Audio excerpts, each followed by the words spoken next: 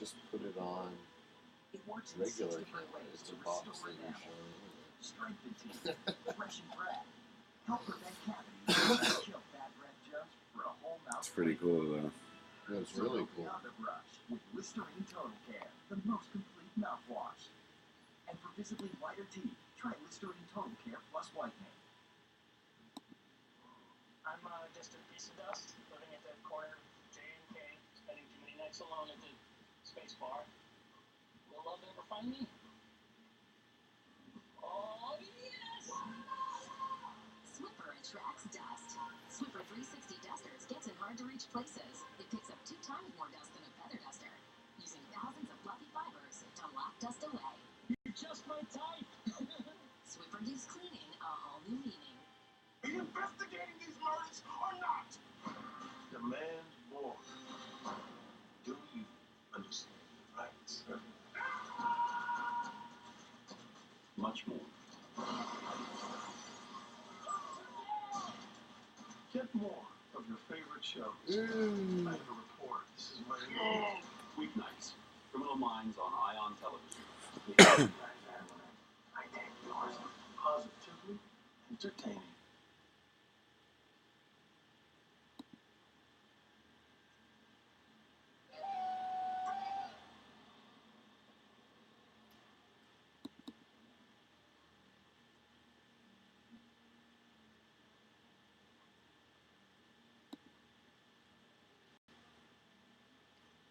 Excuse me.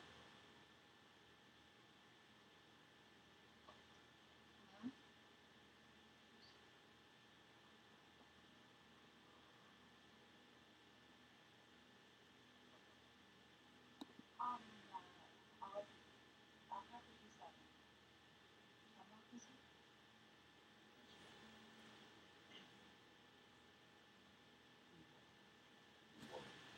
You want me to spend time? I heard you back there.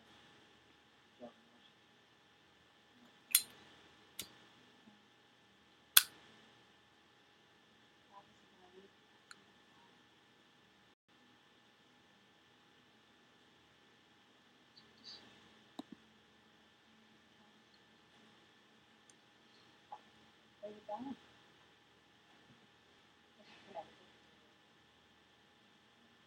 Listen, I've seen that. It's not your responsibility.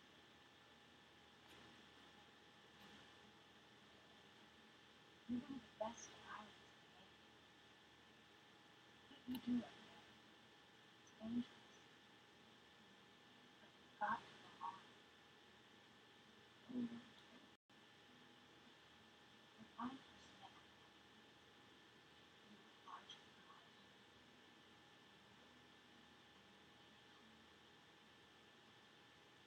You don't need to go along with food and hair on fire. Mop through their hair on fire, dude. What's that? Mop through your hair on fire.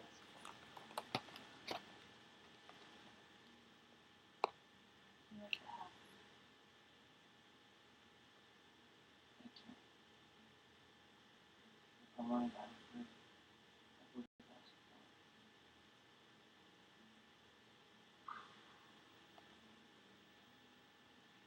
So I'm too late. Why what? You didn't want a damn thing, did you?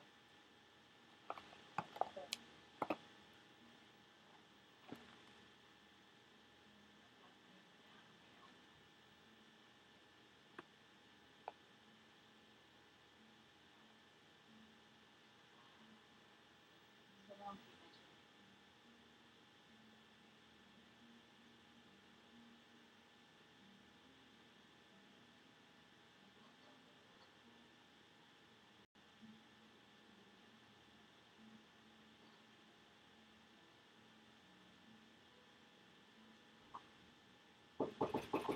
All right. Pizza. Hey, Gypsy. Gypsy. Gypsy, I said.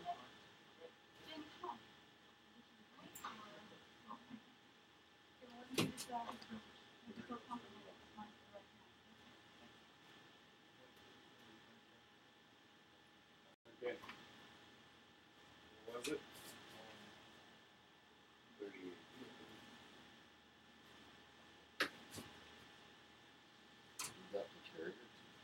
I got him to give that. No, no, no, no. Just be one of those.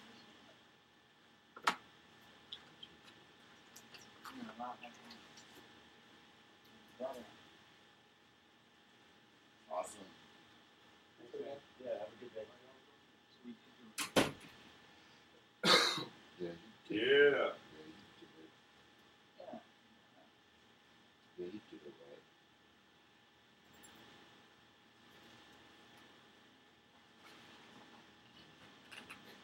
Is that why you fly the way you do? Trying to do something? Yeah, you know, man, it's Send us off. doing a worse job trying to Blows. hold these like fireflies all over the sky. That's what he said. If that phone was hit, he was wounded, they could have made it back. They didn't. They plane was brought up. Oh, she got an extra mirror in there. So they put that Right. report down. So we think about ourselves For the attendance for that. stuffed crust. Wrong line on the map. You were there? I was there. It's there. You have a great day too. I was one of the ones who saved. Yeah, 16s. First, you've been quiet enough twice to show up tomorrow and graduate from the top 10 class.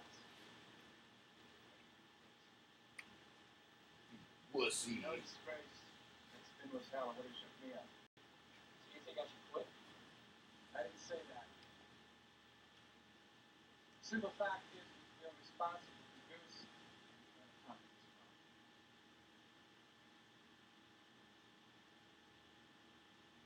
Good pilot is compelled to always evaluate what's happening. So you can fly with your man.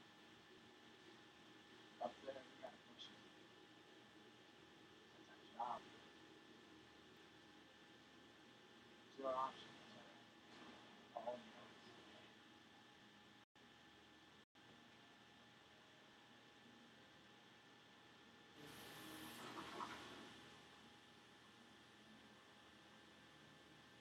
Sorry to bother you on Sundays. Finish your return. No problem. Good luck.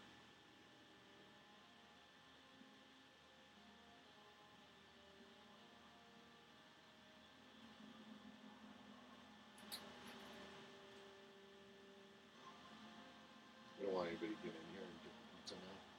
We're gonna come take our food.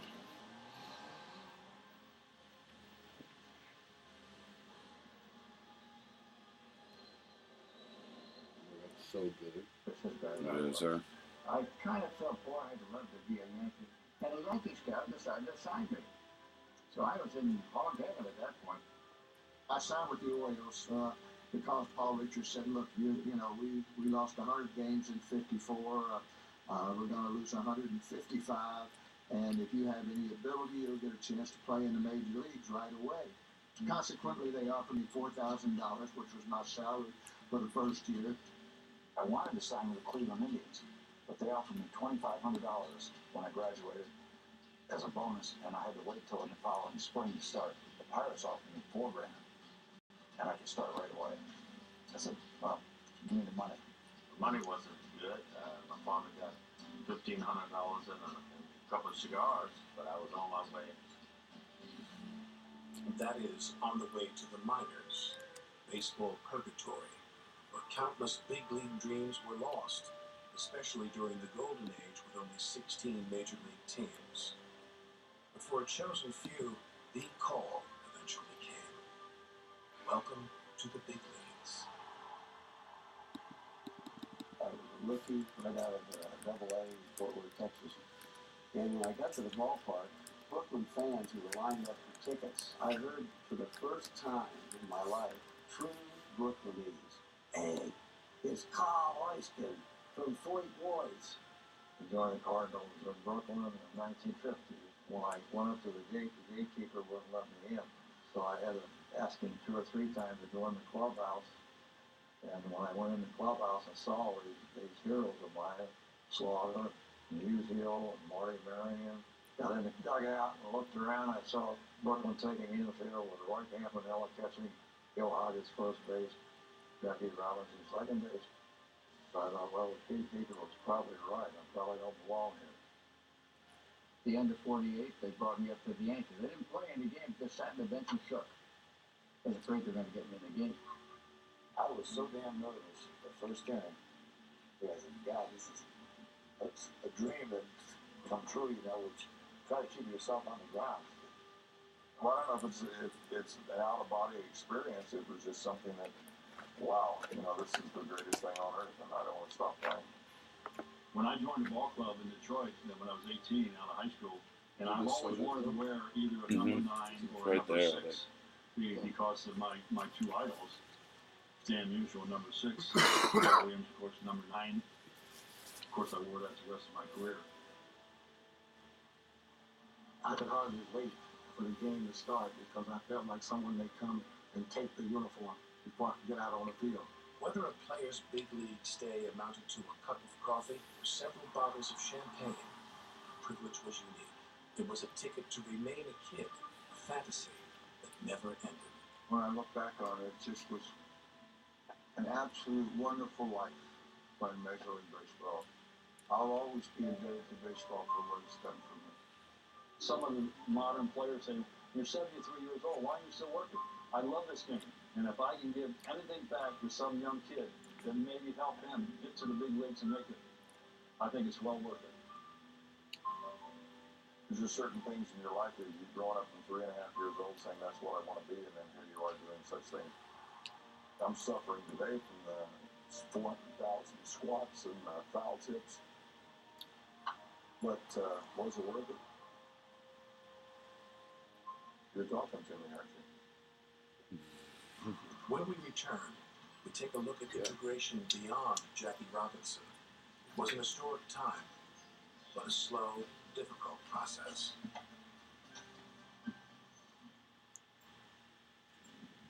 It's 2011. Wonder where the Durango's been for the last 2 years? Well, they toured around Europe, getting handling and steering lessons on those 40 European roads. They went back to school, got an advanced degree in technology. It's been working out, more muscle and less fat. It's only been 2 years, but it's done more in 2 years than most cars do in a lifetime. You stop making Durangos? I'm epic win. I push to win it every time. But Rec TV no limit. Like having 6,000 shows and movies at no extra charge. Much inspirational. No pain. No pain. Get 6,000 shows What and was movies that? Did you watch it? I have no idea what that was. It's another perfect day out here today. Can I get you anything else? We gotta get back to work. Well, I spoke too soon. This just in. A freak storm is blowing into the area. We're going to be experiencing hurricane force winds and then storm, followed by sheets of driving rain. Stay inside, hunker down, grab a beer, it's gonna be a long one. Buffalo Wild Wings, Wings, Beer, Sports. Buffalo Wild Wings? Buffalo Wild Wings? Oh boy. Come on now, we're stirred into it. This is the show, not ladies' night at the loose button hut. See better swings on a porch. Hey, maybe instead of the pure control system, we should have added a make Joe not choke system. Am I right? With the stick. Well played, Malmer. The show, rated E for everyone. There's no force like the one that comes from joining forces. No strength like strength in numbers. The kind of numbers delivered by Ram 1500, a 390 horsepower heavy V8, 20 mpg, a 5-year, 100,000-mile powertrain warranty. Strength in numbers. Now, during Ram Truck Month. Get 6,300 in total values with a no extra charge Hemi V8 on a 2011 Ram 1500 Crew Cab Bighorn model. Welcome back to baseball's golden age, where history comes alive in its original color. Up next, Jackie Robinson and baseball's noble experiment. In 1947, on a patch of land that exists only in memory, the son of a Georgia sharecropper took his place at second base. And in doing so, Jack Roosevelt Robinson changed the complexion of the game forever. But while Jackie and the Dodgers opened the door to players of color, integration was a gradual and often tenuous process. Understandably, people focus on Jackie Robinson, and he deserves every accolade he's ever received. But it's not logical to assume that as soon as he broke the barrier, that all those barriers came down. What we went through was nothing like Jackie Robinson went through, but there was still some racial prejudice. We like to think that in one great moment, on April 15th, 1947, injustice was swept aside, but the racism in America, which was so endemic in 1946-47, didn't change very quickly. It's a very, very slow process. It wasn't Robinson's mere presence in the lineup that forced the greatest change, but his impact on the standings. The 1947 Rookie of the Year played in more games than any of his teammates, propelling the Dodgers to the National League pennant. Other teams saw how good Robinson was, and a year later how good Roy Campanella was, and they began to say to themselves, we better get on this train. And it was almost an article of self-defense that they began signing these other outstanding players like Willie Mays, Henry Aaron, Ernie Banks. You're talking about the absolute cream of the crop being cherry-picked from the Negro Leagues and coming into Major League Baseball. Or, more likely, the National League, which was far more progressive in filling out its rosters than the AL. In fact, it was 1955 before Elston Howard signed with the Yankees, 58 before Ozzie Virgil became a Tiger, and 59 with Pumpsie Pritchard joined the Red Sox, a full 12 seasons after Robinson's debut. Most of these black players, many of whom had relatively little experience with a white integrated society, found it a difficult transition. Being around a lot of whites at the ballpark, it was so different for me. I had to learn how to relate to people, learn their cultures, be a little more friendly with them, because I came out of a segregated society. An entire generation of players not only had to make their way through the majors, but many of those players of color were playing in the deep south, in the minor leagues, and facing overt, cruel racism. Oh my goodness! I mean, I never know I got the lately, and I had the N-word thrown at me. I remember down in Augusta, Georgia, and this little white kid, every Sunday we played on Sunday, he always, hey nigga, hey nigga, hey nigga.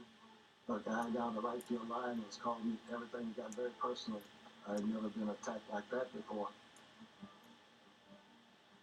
I waited until the last out. I just ran to the dugout, grabbed the bat, and I hit it down the right field line, trying to find the guy. Thank goodness my teammates got a hold of me before I was able to get over the little fence that was down there and kept me from going in the stands. It's a shame that we are judged by the color of our skin because we're all the same. You couldn't go in the restaurants when they stopped the world. You'd be notified that you are in the wrong place and that you can't be here. It was strictly black and white, man. I mean, there wasn't no in between. They still had white jig and fountain, black jig and fountain. I got my feelings hurt a lot, but I grew up pretty quick. Every young kid that played in a minor league looked at the big picture. Say someday, because of Jackie Robinson making it to the major league, they could kind of forego some of these things that happened to them and look to play in the major league eventually. Upon reaching the majors, the players encouraged one another to remain focused on the bigger picture.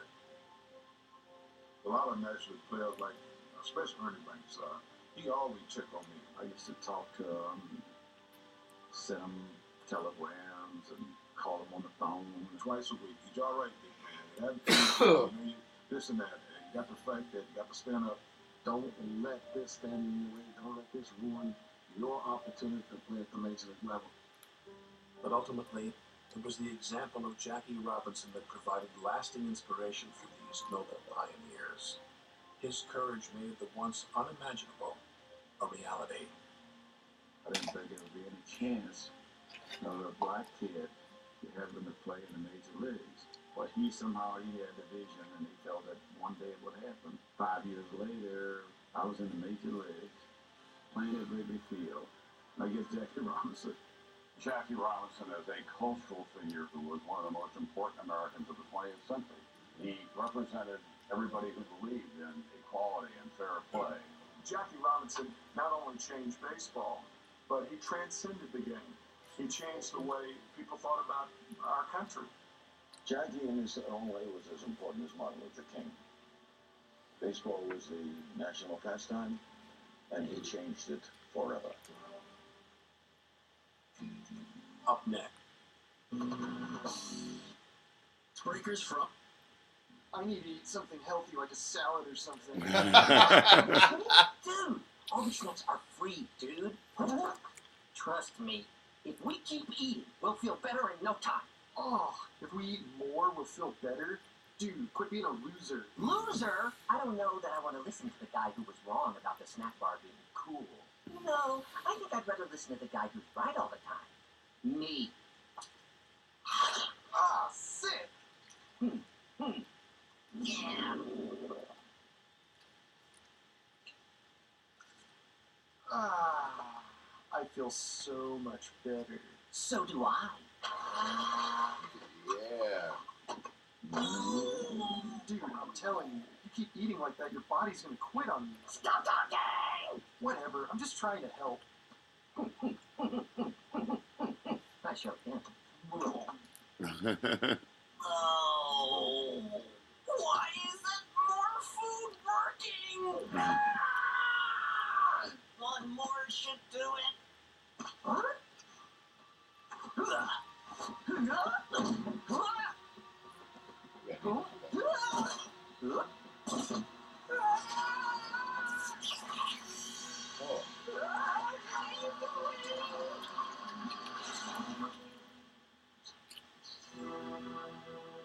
Oh, let me back in! Wait! Come back! Whatever. I'm just gonna chill in this bucket. Mordecai! Mordecai! Aw, sick!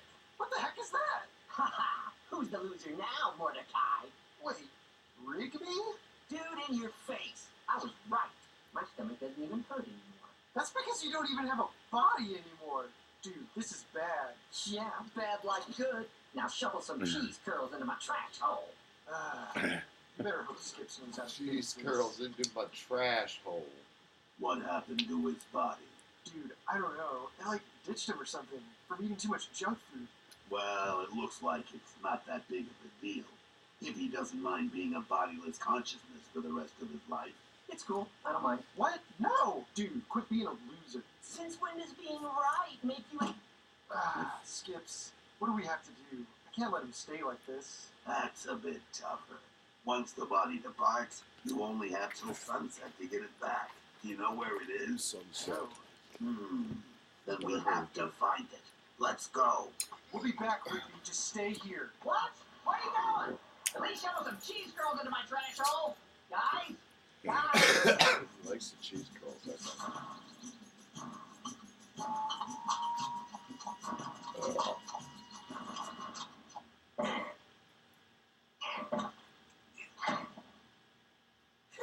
I guess it is kind of harder to move around without my body.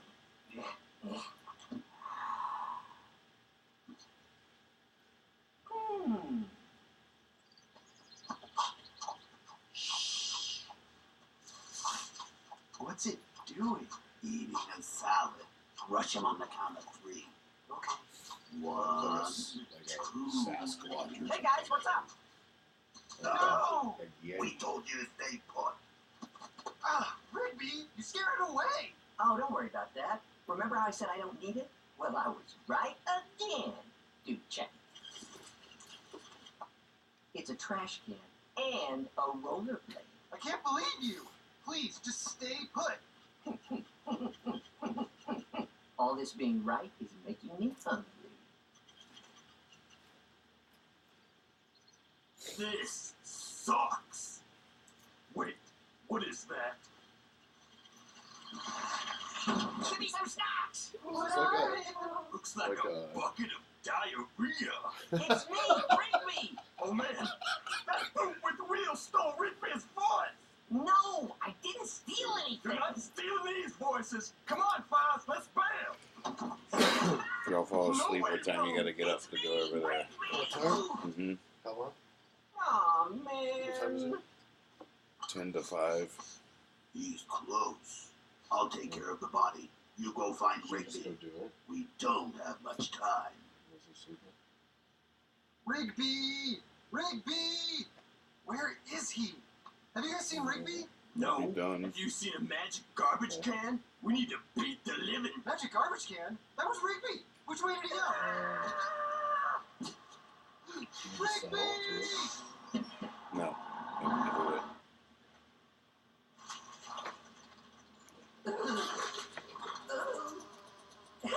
No one can hear you. Who's there? Don't worry. Just another bodiless consciousness. Whoa. Hey, did you work out way too hard too? No, I ate too much junk food. Yep. That'll do it. Me? I was a bodybuilder. I could have gone pro. My friend kept telling me, if you keep pumping iron like that, your body's gonna quit on you. I told him he was full of it. But I didn't get my bod back in time, and now look at me. Stuck with a basketball for a body. Yeah, well, my body's still good. Wait, your body's still good? Well, what you doing in here, dummy? I must not want it. Mind if I take it? No! Don't worry, I'll find it. So long, sucker! No! Mordecai! You were right and I was wrong! I'm sorry for being such a loser! Please help me get my body back! Don't worry, dude. I think we can get back in time. And even if we mess up, you've always got this. Oh! But seriously, dude, I want my old body back. Skips, I found Rigby. I found the body, but you better How hurry. many discs We were got checked a in? problem. What's up? How many discs there were? Oh, buddy, you're worthless. I can't believe you Probably can did do a a simple counting. cleaning jerk. Hey, what are you Oh. doing with my body? Oh, it's you. What do you think? Pretty cool, huh? No, not pretty cool. You dress me like a loser. Oh, you don't like weightlifting singlets? No wonder your body left you. Oh, well, now it's not you anymore. It's me. Oh, give me back my body! Finders keepers. Skips. We tried it the nice way. Now we do it the Skips way. So long, suckers.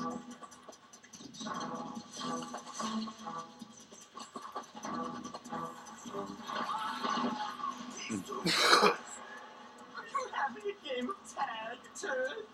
I really wish you wouldn't teach him those words. I'll slide over.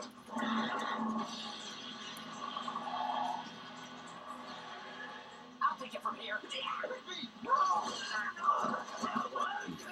It's too steep. We'll have to go around.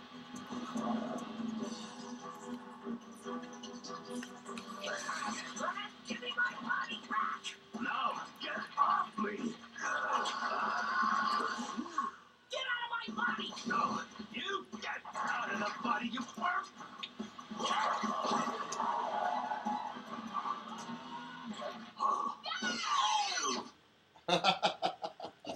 Oh man, my mouth was open. Dude, we did it! What? I got my body back! Are you sure you still want it? I'll never treat you like that again. Quick, before the sun sets.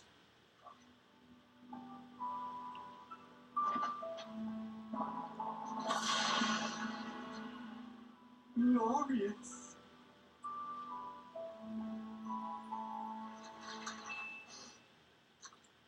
Dude, how do you feel?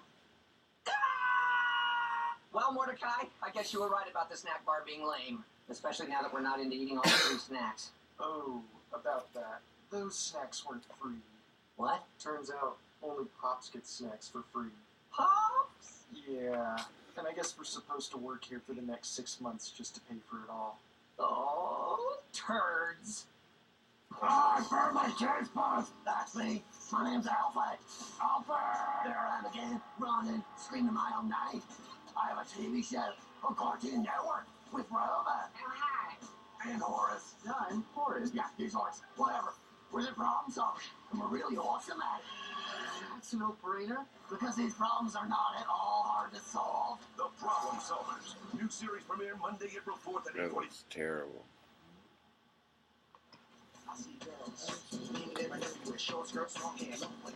Tide has Actolift technology to help remove many dry stains as if they were fresh. So not even Dad can ruin your style. Any Pizza Hut pan pizzas now just $10. So before they come to their senses, we're stocking up. This is our best idea ever. Pizza Hut's world famous pan pizza is now just $10. Any pan pizza, any size, any toppings, only $10. Add Pepsi and breadsticks for just $5 more. Only at your Pizza It's a Hut. good deal. Happy birthday to you. Allow me that. The third Days.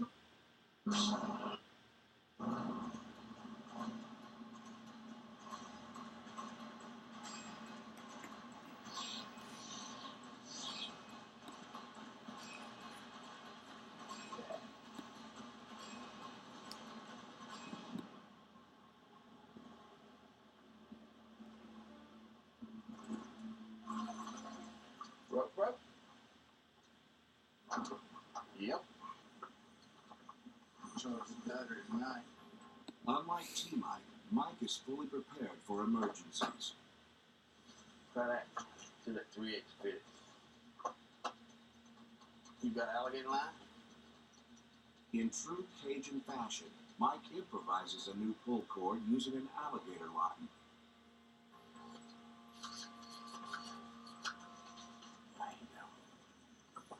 Being a gator hunter, you have to have good attention to details, and my dad's always on me about that.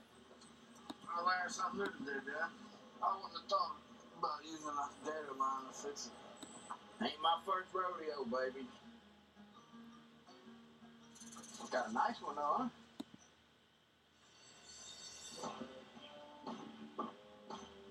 T-Mike's doing real good. This first year, he's taking in a lot, and it seems like he's going real slow to me, but he's actually taking in and learning a lot at the same time.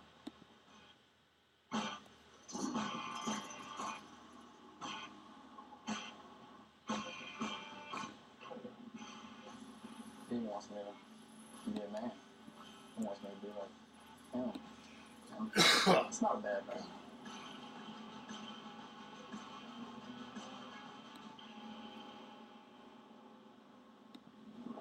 As Mike and T-Mike head into the dock, 50 miles away, Joe and Tommy are also calling it a day, with a gator called Godzilla in their boat.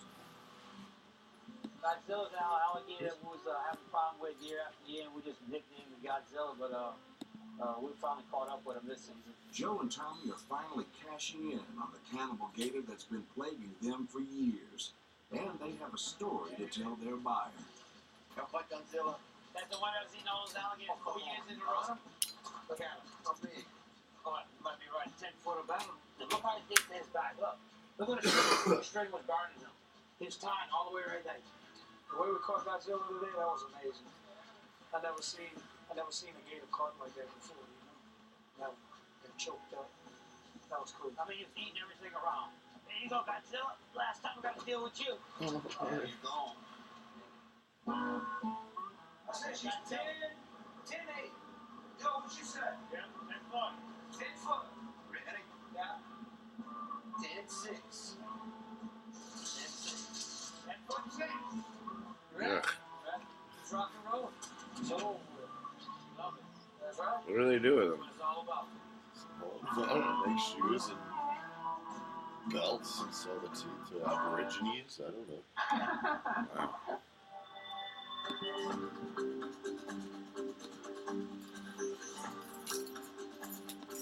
Are they gonna let me do this? Yeah. There's all kinds of guinea pig poop all over Take the place. your. Stacks of paper all over the place. Is that your Chad Galactic one? You know, Do I clean? It has my name on it too, doesn't it? No. I don't know what to do Getting with the the other garbage one, back but to the garbage it can didn't last long. is a problem for me. Last time I actually cleaned this area was October of '02. I'm terrified of anything that's in the house. Part of me sometimes wishes the house would just burn down. I'm tired of her saying that. This is a family thing. We all did this. This is the kitchen. Oh my gosh.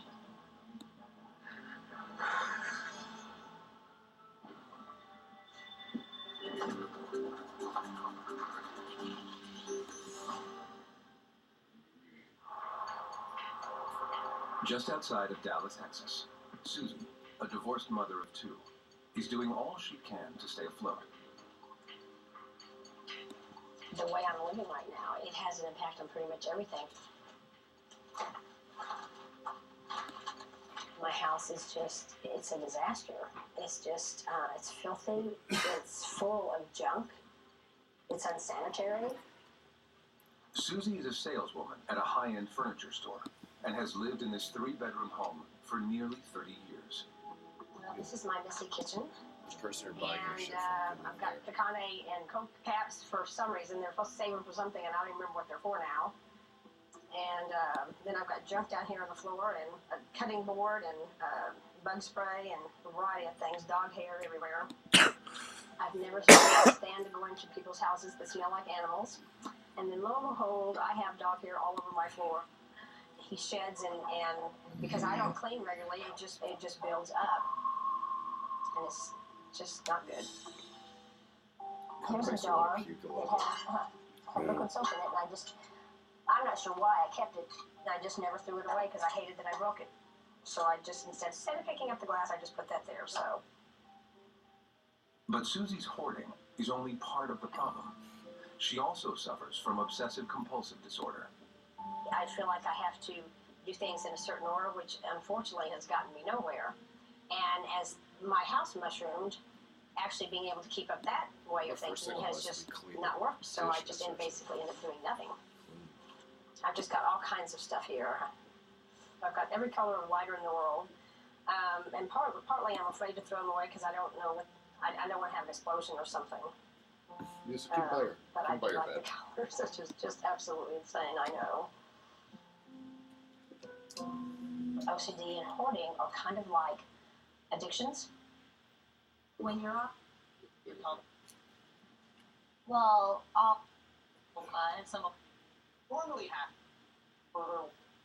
Everyone at home, you can watch and get the rough and get concerned before they find the next group of Gaddafi troops truly dug in and again in need of Western help to push this advance, which the rebels hope will take them to Tripoli. But quickly, Richard, what happens if this limited mission actually ends? Where does it leave the rebels and their cause and ultimately Gaddafi?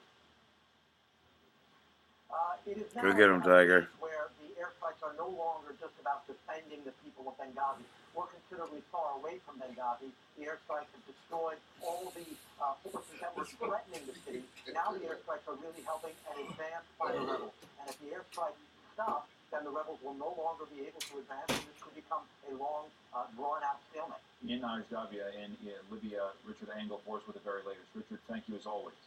As part of the president's effort to more fully explain the U.S. mission and interests in Libya, the Secretary of State Hillary Clinton and Secretary of Defense Robert Gates sat down here with me yesterday. Secretary Clinton, Secretary Gates, welcome back to Meet the Press. The president said this is an operation that would take days, not weeks. We are now into the second week. Has the mission been accomplished? I think that the no-fly zone aspect of the mission has been accomplished. We have not seen any of his planes fly since the mission started. We have suppressed his air defenses. I think we've also been successful on the humanitarian side. We have prevented his forces from going to Benghazi, and we have taken out a good bit of his armor. So I think we have, to a very large extent, completed the military mission in terms of getting it set up. Now, the no-fly zone and even the humanitarian side will have to be sustained for some period of time. Is Gaddafi capable of routing the rebels? At this point, it appears that his efforts have been stopped. I think if you were to look at where we were just a couple of weeks ago, he was clearly on his way to Benghazi. He was intending, by his own words, to show no mercy, to go house to house. I think we prevented a great humanitarian disaster, which is always hard to point to something that didn't happen, but I believe we did. And now we're beginning to see, because of the good work of the coalition, to see his troops begin to turn back toward the west and to see the opposition begin to reclaim ground they had lost. That said, Secretary Gates, would the U.S. supply arms to the rebels? No decision has been made about that at this point. The Security Council resolution would permit it. The second resolution, 1973, would permit it. But no decisions have been made by our government about it.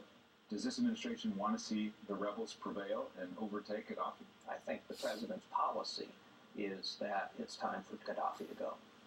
That's not part of our military mission, which has been very limited and very strictly defined. Well, so how is that going to happen? Secretary Clinton, you said this week that you thought you were picking up signals that he wanted to get out of his own accord.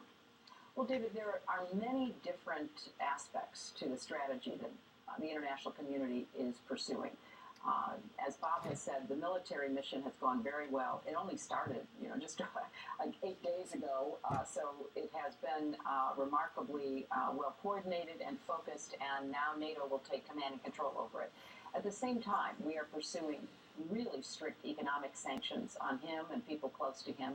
We have a political effort underway. The African Union just called for a transition to democracy. The Arab League, the others of us who are supporting this endeavor, are going to be meeting in London on Tuesday to begin to focus on how we're going to help facilitate such a transition of him leaving power. All right, but you said this week you thought there were indications he was looking to get out. Well, people around him, we have a lot of evidence that people around him are reaching out. Now, so far, what they've been doing is to say, you're misunderstanding us, you don't appreciate what we're doing, come and talk to us. Well, the Secretary General of the United Nations has appointed a former Jordanian foreign minister as a special envoy. He will be going to both Benghazi and Tripoli in the next few days, so that we will provide a very clear message to Gaddafi. But we're also sending a message to people around him. Do you really want to be a pariah? Do you really want to end up in the International Criminal Court? Now is your time to get out of this and to help change the direction. Bottom line, the president wants him to go, but the president will not take him out himself. Certainly not militarily. So it would have to be other means. Yes. But as I've said, we have things in our toolbox in addition to hammers. Secretary Clinton's just talked about a number of them. And don't underestimate what Hillary just said of the people around him looking at what's happening and the international view of this place, and when's the time to turn and go to the other side. So I think one should not underestimate the possibility of the regime itself cracking. I want to talk about some of the congressional criticism. Speaker of the House Boehner issued a letter with questions, some of which were deemed legitimate questions by the White House. Here's a portion of it. I'll put it up on the screen. Because of the conflicting messages from the administration and our coalition partners, he wrote, there's a lack of clarity over the objectives of this mission, what our national security interests are, how it fits into our overarching policy for the Middle East. The American people deserve answers to these questions, and all of these concerns point to a fundamental question. What is your benchmark for success in Libya? Well, I think it's perfectly legitimate for members of Congress and the public to ask questions. The president's going to address the nation Monday night. A lot of these questions will be answered. But I would just make a couple of points. First, on March 1st, the United States Senate passed a resolution calling for a no-fly zone. That was a bipartisan resolution. There were a number of people in the House, including leadership in both the Republican and Democratic parties, who were demanding that action be taken. The international community came together, and in an unprecedented action, the Arab League called on the Security Council to do exactly what the Security Council ended up doing. Now, the United States and other countries were in a position to be able to act to enforce it. If you look at the coverage on Al Jazeera, if you listen to the statements that are being put out by the opposition in Libya, there is a great deal of appreciation for what we and others have done in order to stop Gaddafi on his mission of merciless oppression. So this was an international effort that the United States was a part of. I certainly believe it was within the president's constitutional authority to do so. It is going according to the plan that the president laid out.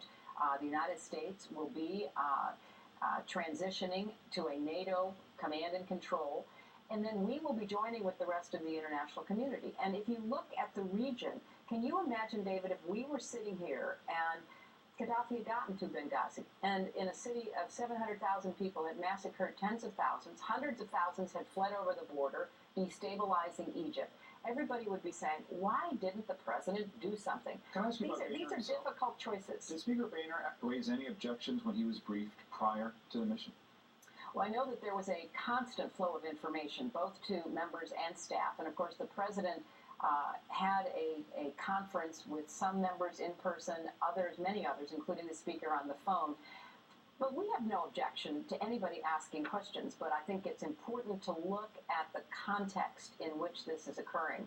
And the fact that we have moved so rapidly to have this kind of international action taken answers in great measure the legitimate concerns of the people of Libya. And now, of course, we're going to take it day by day. That's what you do in a situation like this. The military stretched pretty thin. Look at this map to show what our commitments are around the globe. In Iraq, of course, we have 47,000 troops. In Afghanistan, 100,000 strong. And now this additional commitment of U.S. Troops, or not troops, but U.S. assets in Libya. How does the president, speaking to the nation Monday night, maintain a sense of national purpose here at a time when we're so stretched? Actually, your list was incomplete. We have a substantial military commitment in humanitarian assistance, disaster relief in Japan as well, largely using naval forces. The air forces that we are using for the most part, and the air forces in particular that we are using in Libya, are forces normally stationed in Europe in any event. The reality is, though, beginning this week or within the next week or so, we will begin to diminish the commitment of resources that we have committed to this. We knew the president's plan at the beginning was we would go in heavy at first because we had the capacity to do it in terms of suppressing the air defenses and so on. But then the idea was that over time the coalition would assume a larger and larger proportion of the burden. This was the conversation he had with foreign leaders when this whole thing was coming together. And so we see our commitment of resources actually beginning to decline. How long does the no-fly zone last? Weeks or longer? Once the air, first of all, nobody knows the answer to that question, but once the air defenses have been suppressed, what it takes to sustain the no-fly zone is substantially less than what it takes to establish it. Let me ask this question, though. It's still on the military, and then I'm going to comment as well. What if things don't go as planned? What is our contingency planning? What is the U.S. commitment if things get worse in Libya? If Gaddafi stays, if there's an entrenched civil war, if it devolves into Somalia-like chaos, what then? What's our commitment? Well, the president has made very clear there will be no American troops on the ground in Libya. He's made that quite definite. Our air power has significantly degraded his armor capabilities, his ability to use his armor against cities like Benghazi. We see them beginning to move back to the west, retreating. So, you know, this eventually is going to have to be settled by the Libyans themselves. Perhaps the UN can mediate or whatever. But in terms of the military commitment, the president has put some very strict limitations in terms of what we are prepared to do. I want to ask you, Secretary Clinton, if I can, about the rest of the region, because there's so much else that's happening. And I want to go to the map and go through these in turn. First, as we look at the broader Middle East, we look at Syria. Deadly protests because of government crackdown that have been occurring over the past few days. Is it the position of the government that we would like to see the Assad regime fall? What we have said is what we've said throughout this extraordinary period of transformation in North Africa and the Middle East. We want to see no violence. We want to see peaceful protest that enables people to express their universal human rights. And we want to see economic and political reform. That's what we've called on in Syria, and that's what we've called on other governments across the region to do. What about Saudi Arabia? We go back to the map, Secretary Gates. The king is quite upset with the president. The relationship has ruptured to the point that he has sent troops into Bahrain. He would not see both of you when you were in the region. What are we doing to fix a ruptured relationship with perhaps our most important partner in the region when it comes to oil as well as other matters? Well, first of all, I don't believe the relationship is ruptured. We have a very strong relationship with Saudi Arabia. I think that the Saudis see all of this turbulence in the region with some disquiet. They're very concerned about Iran. They believe that Iran will be able to take advantage of the situation in various of these countries, and those are their concerns. And we share some of those concerns. But I think it's a great exaggeration to say this relationship's ruptured. I intend to visit the region in the near term and hope and intend to see the king. So I think we have a very strong relationship. We have a very strong military-to-military relationship. As you know, the Saudis just made one of the largest purchases of American weapons in their history. So I think it's overdrawn. Do we have some differences of view? Absolutely, but friends happen. That happens between friends all the time. Back to the map. In addition to Yemen, I want to actually focus on Egypt, still the strategic cornerstone. Yemen, of course, important, but it is in Egypt that is a strategic cornerstone of this region. What are we doing, Secretary Clinton, at this point to try to assist the young, secular movement that wants to find a way toward leadership that may be outmanned now by the Muslim Brotherhood and Mubarak's own party? Well, David, first, we have historically done quite a bit in reaching out to the very young people you're referring to. When I was just in Egypt, I met with a number of those who had been leaders of the activities in Tahrir Square and that were hoping to translate that protest into political action. A lot of them had been in American government-sponsored programs. They'd been on visitation programs to the United States. And we are continuing to reach out and work with them and to try to provide support to them. It is hard moving from being in the forefront of a movement to being part of a political process. It's hard in any country, but we're going to stand with them and make sure that at least insofar as we're able to, they get the support they need. At the same time, though, we're also working with the interim government in Egypt. Both Bob and I, when we were recently in Egypt, met with government officials and met with the military officials who are, for the time being, running the government. We want to assist them on the economic reform efforts that they're undertaking. Now, ultimately, this is up to the Egyptians. They're going to have to make these decisions, but we've offered our advice and we're offering aid where appropriate. Secretary Gates, is Libya in our vital interest as a country? No, I don't think it's a vital interest for the United States, but we clearly have interests there, and it's a part of the region which is a vital interest for the United States. I think a lot of people would hear that and say, well, that's quite striking, not in our vital interest, and yet we're committing military resources to it. But then it wouldn't be fair as to what Bob just said. I mean, did Libya attack us? No, they did not attack us. Do they have a very critical role in this region? And do they neighbor two countries? You just mentioned one, Egypt, the other, Tunisia, that are going through these extraordinary transformations and cannot afford to be destabilized by conflict on their borders? Yes. Do they have a major influence on what goes on in Europe because of everything from oil to immigration? And, you know, David, that raises a very important point, because you showed on the map just a minute ago Afghanistan. You know, we asked our allies, our NATO allies, to go into Afghanistan with us 10 years ago. They have been there, and a lot of them have been there despite the fact that they were not attacked. The attack came on us, as we all tragically remember. They stuck with us. When it comes to Libya, we started hearing from the UK, France, Italy, other of our NATO allies. This was in their vital national interest. The UK and France were the ones who went to the Security Council and said, we have to act, because otherwise we're seeing a really violent upheaval with a man who has a history of unpredictable, violent acts right on our doorstep. So, you know, let's be fair here. They didn't attack us, but what they were doing and Gaddafi's history and the potential for the disruption and instability was very much in our interest, as Bob said, and seen by our European friends and our Arab partners as very vital to their interests.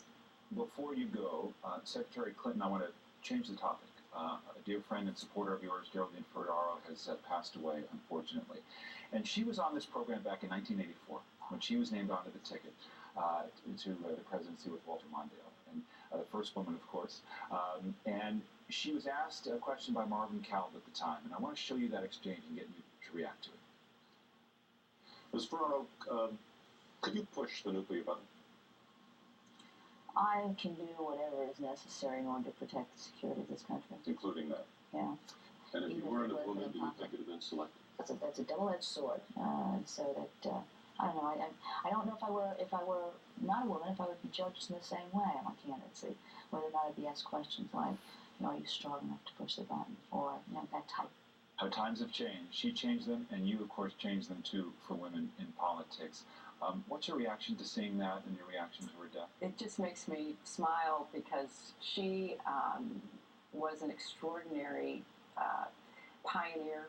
She was a path breaker. She was everything that now the commentators will say, an icon, a legend, but she was down to earth. She was just as personal a friend as you could have. She was one of my fiercest defenders and most staunch supporters. She had a great family that she cherished and stood up for in every way.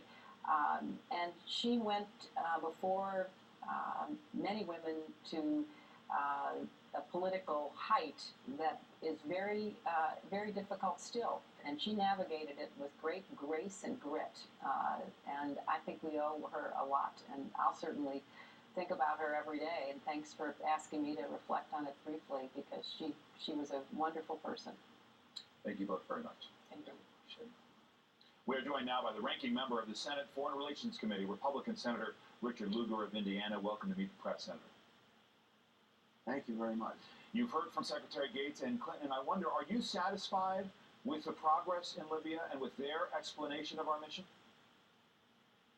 Well, I was startled to hear Secretary Gates say that Libya was not a vital interest. That Secretary Clinton then came in with the fact that our European allies are very disturbed about the situation.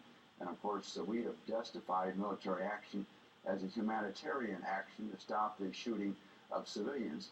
I would just start by saying, before our nation goes to war or has military action, there must be a plan, there must be objectives, the end game, what we want to achieve, and then at least some means as to how that's going to occur. That has not happened as yet, and the President has said we've had success because Gaddafi would have murdered many people in Benghazi. But the fact is that there was fighting in Benghazi because the so-called rebels, the other people that are not Gaddafi's supporters, started a civil war in Libya following civil wars that had commenced in Tunisia and Egypt. And the facts are that that civil war was proceeding, and in many cases the rebels seemed to be winning, except when they got to Benghazi or in Tripoli.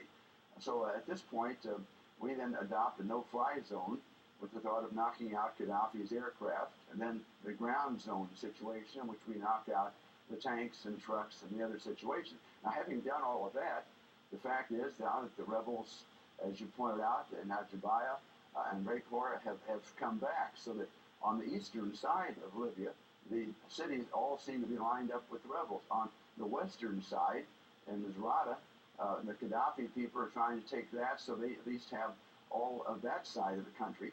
And in the meanwhile, we're saying that we're going to back out of the no-fly zone or take a much less of a role there, leave that to the Europeans. It then simply leaves the whole situation up for grabs, in which there is hopefulness, maybe, that Gaddafi will leave, or that something bad will happen to him, or in fact that somehow these persons who are the rebels, who we really don't know, who have no particular government, are going to form something that is more friendly to us or to the Europeans. Well, let me ask you to unpack that a little bit. If it's not in our vital interest, bottom line, should we not be involved? I think there should have been a plan for what our objectives were, a debate as to why this was in our vital interest before we committed military forces to Libya. It's interesting, the press secretary for the President, Jay Carney, said this was not, in fact, a war. This was, quote, a time-limited, scope-limited military action. Do you think that that's a bit of dancing there? And does the President, when he speaks to the nation, have to be more forthright about what we're engaged in? Well, when I had the opportunity to ask the President during this telephonic conference that Secretary Clinton has mentioned, he justified action as a humanitarian gesture that would have been unconscionable to stand by while Gaddafi murdered people in Benghazi. As a result, These people were saved, and now we move backward in terms of our obligations and situation. In event, no boots on the ground. The president reiterated that. So this means, in essence, the Libyans are still going to have to solve their civil war. We've pretty well knocked out Gaddafi's air force and many of his tanks, but the fact is that the country is still very divided. And what is our commitment? What is our commitment to that civil war? Well, I don't believe we should be engaged in the Libyan civil war. I believe the Libyans are going to have to work that out. The fact is that we don't have particular ties with anybody in the Libyan picture, and we will have to at least adjust to whatever that outcome may be. But as far as we're concerned, as Secretary Gates has said, it is not a vital interest of the United States. American interests are not at stake, and we clearly have already done much more than our part with regard to no-fly zone, with regard to European friends. Will it require more funds from the government for this military operation? Of course, and that's what I stated from the beginning. There has to be objectives and a plan and an agreement that we're prepared to devote the military forces, but also the money. It makes no sense sort of in the front room where in Congress that we are debating seemingly every day the deficits, the debt ceiling situation coming up, the huge economic problems we have. But in the back room, we are spending money on a military situation in Libya. Estimates are that about $1 billion has already been spent on an undeclared war in Libya. Some would say only hundreds of millions, and that will diminish in the days ahead. But who knows how long this goes on? And furthermore, who has really budgeted for Libya at all? I have not really heard the administration come forward saying that we're going to have to devote these funds, folks, and therefore if something else will have to go or it simply adds to the deficit. Let me ask you finally, Senator Lugar, can the U.S. and its allies accomplish the mission that they've set out to achieve if Muammar Gaddafi remains in power? Probably not, in large part, since we have taken the position that Muammar Gaddafi is an especially evil, bad dictator, and we've now indicated that the president said that he must go, he lacks legitimacy, and so forth. Others have made the same statement, but if in fact he stays, is successful with his forces in subduing the rebels, then we are going to have to deal with Gaddafi and whatever we have there. I think there is sort of a vague hope still, animated by Secretary Clinton, that perhaps he may be thinking about where he might go, or with his money and his family and so forth, who might accept him in the world and sort of slip out of the picture. But even if he did, the forces that are allied with him may very well still prevail in the civil war. All right, we will leave it there. Senator Lugar, thank you very much. And coming up, the Obama Doctrine. Is the president's handling of the conflict in Libya a sign of a new era in American foreign policy? How will it affect his efforts to confront the deficit and create jobs back at home, as well as his re-election? Our roundtable weighs in. The Washington Post's Bob Woodward, the BBC's Ted Koppel, Tom Ricks from the Center for a New American Security, and NBC's White House correspondent, Savannah Guthrie. Pacific Life. For insurance, annuities, and investments, choose Pacific Life, the power to help you succeed.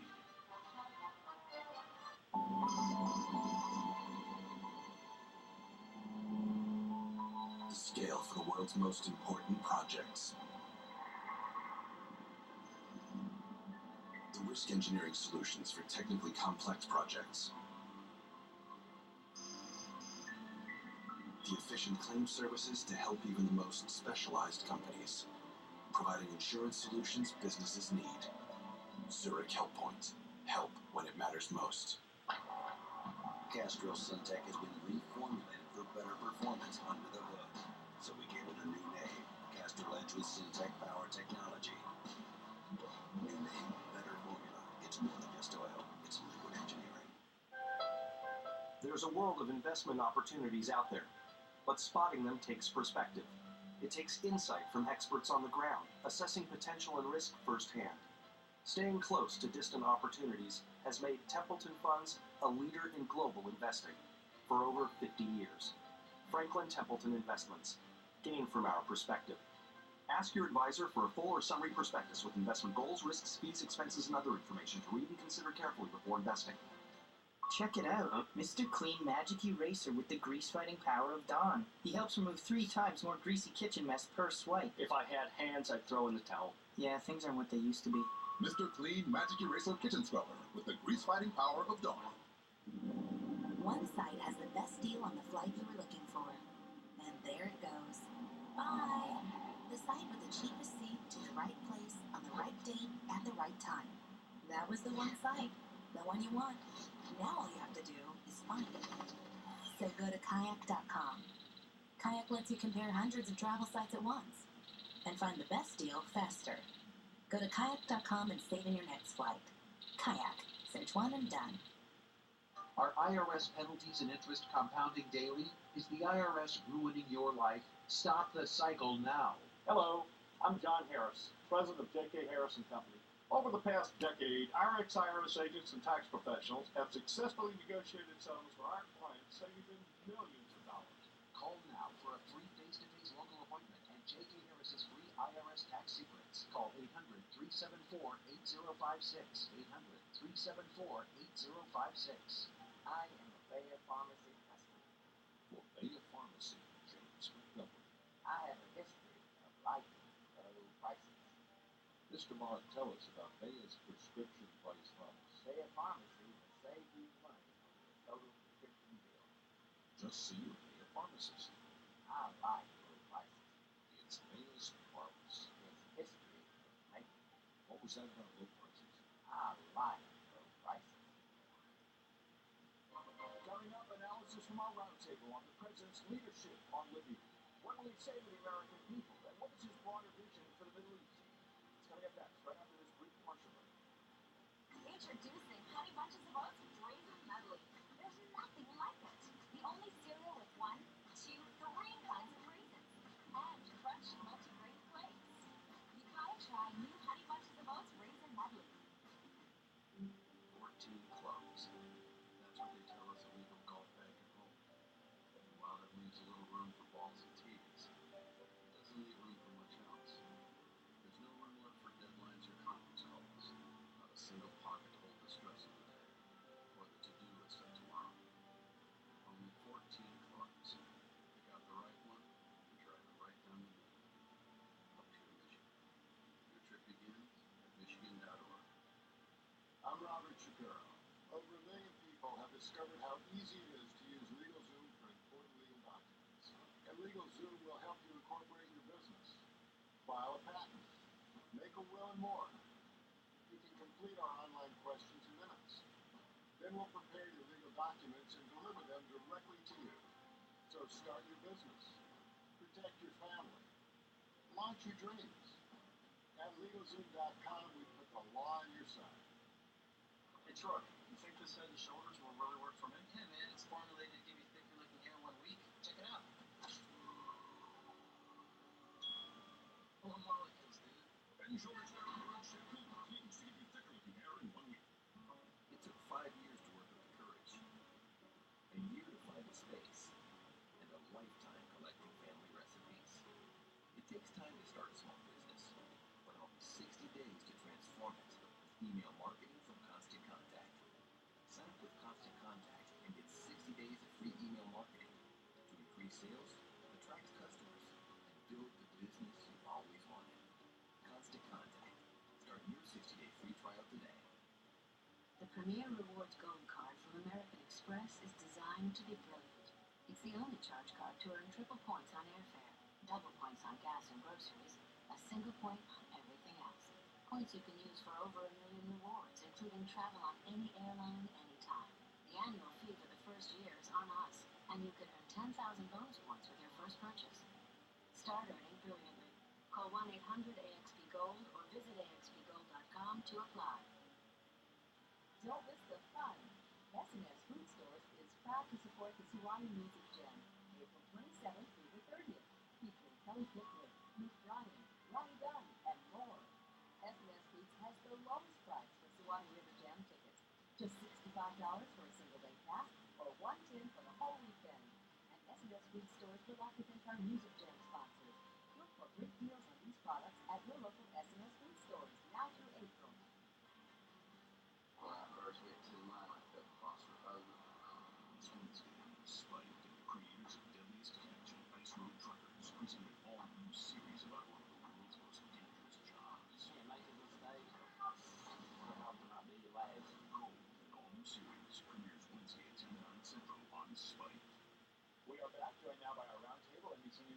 correspondent Samantha Guthrie, Senior Fellow at the Center for New American Security and contributing editor of Foreign Policy magazine Tom Ricks, Associate Editor for the Washington Post, author of Obama's Wars, Bob Woodward, particularly relevant, and contributing analyst for the BBC, and then who doesn't need much introduction, Ted Koppel. Welcome to all of you. Ted, welcome. It's a pleasure to have you here, and I want to start with you. We've just heard this discussion, particularly the Secretary of Defense, saying that this campaign in Libya is not in America's vital interest.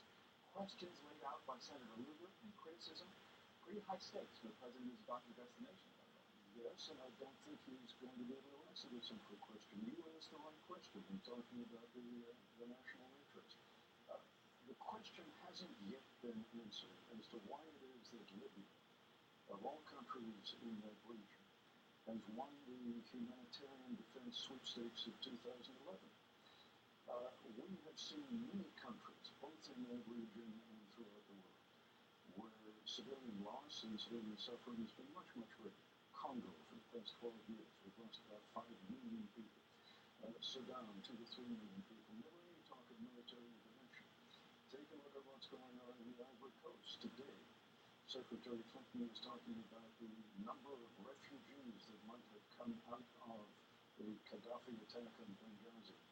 We've got 700,000 refugees in the Ivory Coast right now, close to 1 million, in fact. Why? Hasn't been answered. Do you think, Savannah Guthrie, the president will make the case that in many ways this was a message being sent to the rest of the Arab world, particularly the Persian Gulf, where they'd like to see more reforms more quickly after the Saudis put troops into Bahrain, that they felt they had to take a stand here? I think they felt they had to take a stand because the Syrians say to you, you have to put this in the context of the Arab Spring.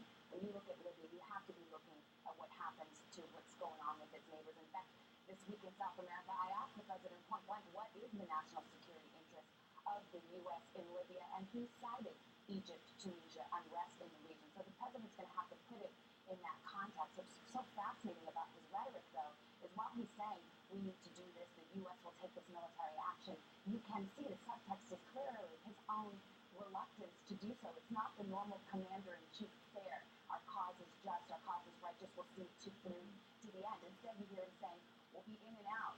It's going to be limited in duration. We won't be the ones enforcing the flag zone. It's not going to be our ships enforcing the arms embargo. So you kind of see that reluctance shot through his rhetoric. Well, and Tom Ricks, we began the broadcast this morning. Richard Engel is reporting on the progress of the rebels. They're getting closer to Tripoli. Then what? That's the moment we leave? Or are we going to supply the rebels? If Gaddafi stays, can we really say this is mission accomplished? Yes, I think what they'll say is we did the test. All Obama is saying is give war a test. Not all war. All we do is kick the door down, let the boots in the front, we understood. And I think the notion is we're going to get out of there long before this is resolved. That's the hope. That's the best thing. We don't have to stick around for it. But there is this reticence, Bob Woodward. I want to put up the Financial Times had this headline that caught my eye this week, and it is a reticent America. This is a president who could still run in 2012 on the grounds that he got us out of 2 wars. Henry Slaughter, one at Princeton until last month, the State Department's policy chief. He's not going to do things that distract us from Afghanistan, and that's totally consistent with what I call the Obama doctrine, she said, that other countries are going to have to do more in a more diverse international order. But this is war, and you can't extinguish our knowledge about war. And this idea that you can have a limited video game, it just isn't the way it is. No one knows more about this than Tom Ricks. And the question is, what's going on here? The larger picture is what Savannah's calling the Arab Spring. I'm not sure whether it's unrest, an upheaval, whether these are revolutions, but in a 5,000-mile area from Mauritania to Afghanistan, you have to kind of put all this together. The president has a mammoth management problem. There is deep unhappiness, as there should be, about do we know what's going on in these countries, and the intelligence agencies are scrambling because they cover the leaders and not the people who are the revolutionaries or the rebels or the people involved in this upheaval. And Ted Koppel, part of the issue here, as Secretary Gates has said in different contexts, we're in a dark territory. We don't know how things are going to turn out in Libya, in Egypt, in Yemen, in Syria, throughout the Middle East. Look, you make a couple of good points. First of all, Syria. remember that the current president's father, back in 1982, when he had a little rebellion on his hands in the city of Hama, wiped them out. 18,000 people, Bob. 18,000 people were killed in Hama. What do you know about the rebels in Libya? One of the few things we know about them is that there was, from that region of Libya, a disproportionately high number of young men who joined Al-Qaeda in Iraq. And these are the folks that we want to associate ourselves with. We know for a fact that Gaddafi was a bad guy, but we know very little about the people. Tom, can you share that concern? Is that a central question? I think it is a concern. Are we turning Libya over to Islamic extremists? But I don't think that all Islamic extremists are necessarily our enemy. What we're at war with is violent Islamic extremists who want to attack the United States. What you're seeing now is something very different, which is some of those Islamic extremists are shooting the United States. And after a few went down over Eastern Libya and we wanted to recruit, or the team recruit, was replaced by the crowd. They wanted to shake his head. They lined up to shake his head. It's still Really? Yeah, bombing and Arabs. No shit. And the people on the ground are cheering for that. That's One of the challenges it seems to me, Savannah, for the president is to nice. that we may have a new approach to foreign politics. Did you go to the festival? But we are still He did it. Oh man, sorry. What was you? economic power in that part of the world. What about? What? What you say? Is that on me asleep? It was on the cat. Among the last to call for Gaddafi's ouster, openly warning his hands over the prospect of a no-fly zone for 3 weeks, and then suddenly a couple Thanks, of Chad. Thank you, Chad. Go Davis. Once the Arab League came out and said, Mm-hmm. Go Nathan. a product of the evolution that's happening within the administration. You have to notice how in this Davis, Shredding. I would have sold maybe some more. They've been there yesterday. Right after my shot. And if you would have been there for all your sets. Mm. No, for sure. A turd sandwich, you said. On the news. What's the technical term for it? It is. I mean, that's what you call it. You remember the line in fucking Smile Tap? There's only a 2-word review for the album Shark Sandwich. Shit sandwich.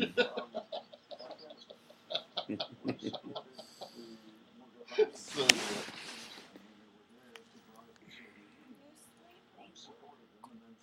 I was. I did it. I fell asleep for a hot second. What, when I was gone? Mm-hmm. I'm up. I'm up. What? What? Fiasco. I am outraged easily by anybody. This is a creepy story. Cat is asleep too. Look how sweet she is. God, Kitty, you're so fucking awesome.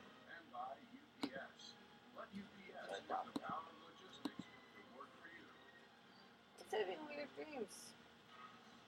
Having dreams. Were they talking about Libya? They were. It was in my dream. Just fell over a dream. Wasn't here, but it's a safe bet. What? It wasn't here, but if the news wasn't talking about Libya, something was wrong. Right.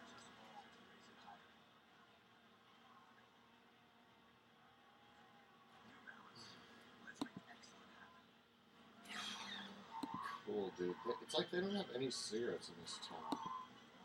Like, all I could get was a Camel Light soft pack. What? I don't know. That's just all the hippies are in town.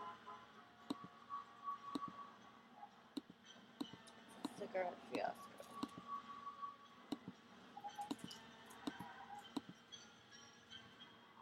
I hate soft packs.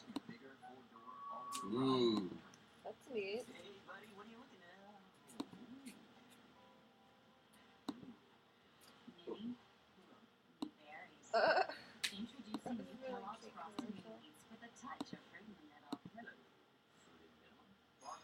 How do they get the pepperoni in the crust? They put the pepperoni in the crust. They roll it in or something? Yeah. For sure. They touched it. Here are some gentlemen that meet your core values. Take a look at them. Everything that I ever wanted was there. When I found Adam, it was just boom. Review your matches free. MediHarmony.com. In the past 10 years, these four brands took home more Allure Best of Beauty awards than any others. What's the code again? Olay, Venus and 11023? Today. 10237. Take a nod from me and write it. 10237. 11SR237. 10237. 11SR237. Do you not get a 3G or whatever here? Well,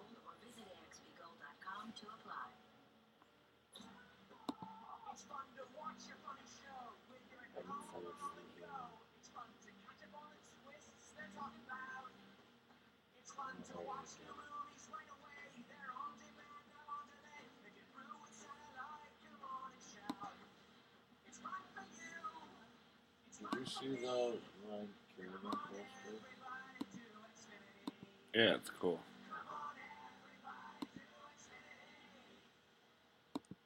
Don't miss the fun. S&S Food Stores is proud to support the Suwannee Music Gym. It's patriotic.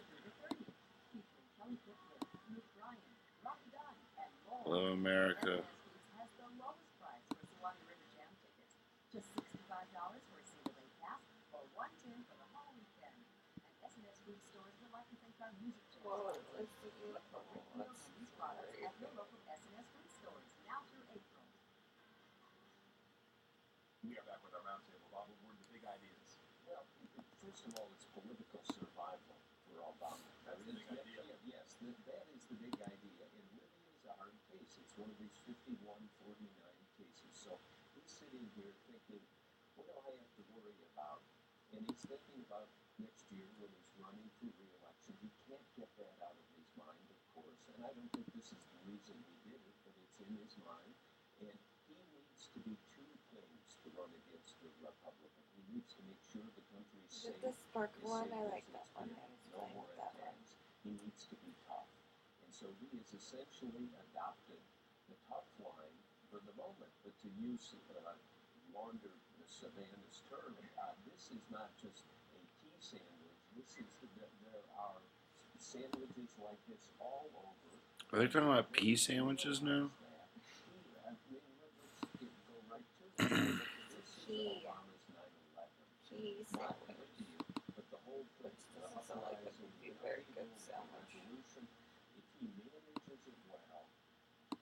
Country safe and is tough and determined and focused. This is a big win for him next year. Ted Koppel, what about the Republican opposition? I mean, is it principled here, or is it much more feckless and inconsistent? Because many of them wanted a no-fly zone, then said it was too little, too late, then said, as the Gingrich said, well, no, you shouldn't have intervened at all. They either sound inconsistent or a lot more like President Bush, who became quite unpopular within Republican circles and the country at large. I don't think you're hearing very much detail from any of the putative Republican candidates for president for good reason. They don't know any more than the rest of us know how this thing is going to turn out. And at the moment, they have the luxury of being able to sit back and let things develop before they come out and actually take a hard position. It's interesting, Savannah. The State of the Union was not that long ago. Susan Page in the USA Today makes a very interesting point. I'll put it up on the screen. In a sign of how quickly things have changed, she writes, consider this. Obama's State of the Union speech didn't mention Egypt. Then moved by Mubarak, a U.S. ally for decades who has since been ousted, all referred to the safety concerns over nuclear power, in headlines around the world. There wasn't a word about Libya or collective bargaining rights, issues now front and center. What he wanted to be doing do the was poster talking thing? about jobs, cutting the deficit, Hmm? and Did you not read that thing that we wrote? Right, and we see the administration is trying to stick to that They're schedule. $5 each. That he continued with the Latin American trip last week.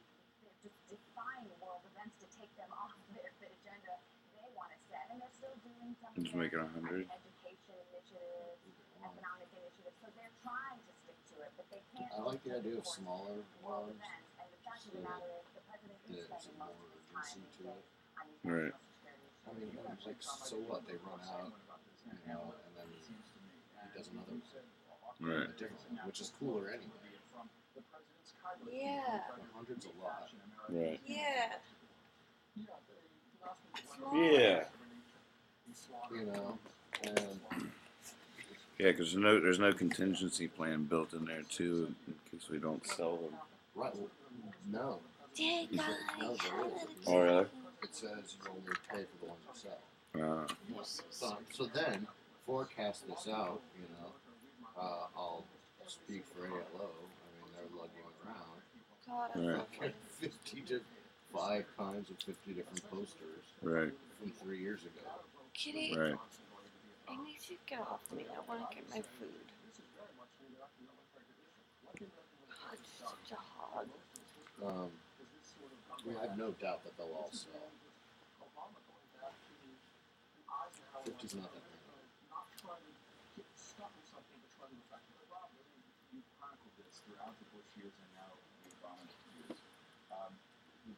I mean, everybody loves a fiasco. I think it'd be a lot though. What's that? 50 can be? I mean, you think about how many you usually sell at a show. What's that? 50 lot is that 50 too much? What's that? 50's too much? I'd say it's too much, but it could be a lot. Posters. Mm-hmm. How big are they gonna be? Are they gonna be big? Or are they gonna be like long? What? I don't really know what his regular is. All the ALO posters. I don't know if I've ever seen More size posters. so much of it. It's not going to be like this big. No, I was just wondering. There's like little posters too. Like I'm really into those like long ones that are like this, like. Spotting smart investments these days takes perspective. Takes digging deeper and looking closer to find opportunities in any market. 50 sounds right. They're out there if you know where to look. Mutual Series Funds, a leader in value investing for over 60 years. Franklin Templeton Investments, gain from our perspective. I don't see how it would go bad. Oh, it won't. I mean, it can't. But I don't see how we wouldn't sell the last one. What, the 100? No, 50. Those do it sell. Those I think we sell. What? Yeah. What? Yes. Yes, what? 50. Yes, it. We don't. Yep. We're gonna have two. All our conversations will be like one-word sentences. Poster. Poster. 50. 50. 50. Yes.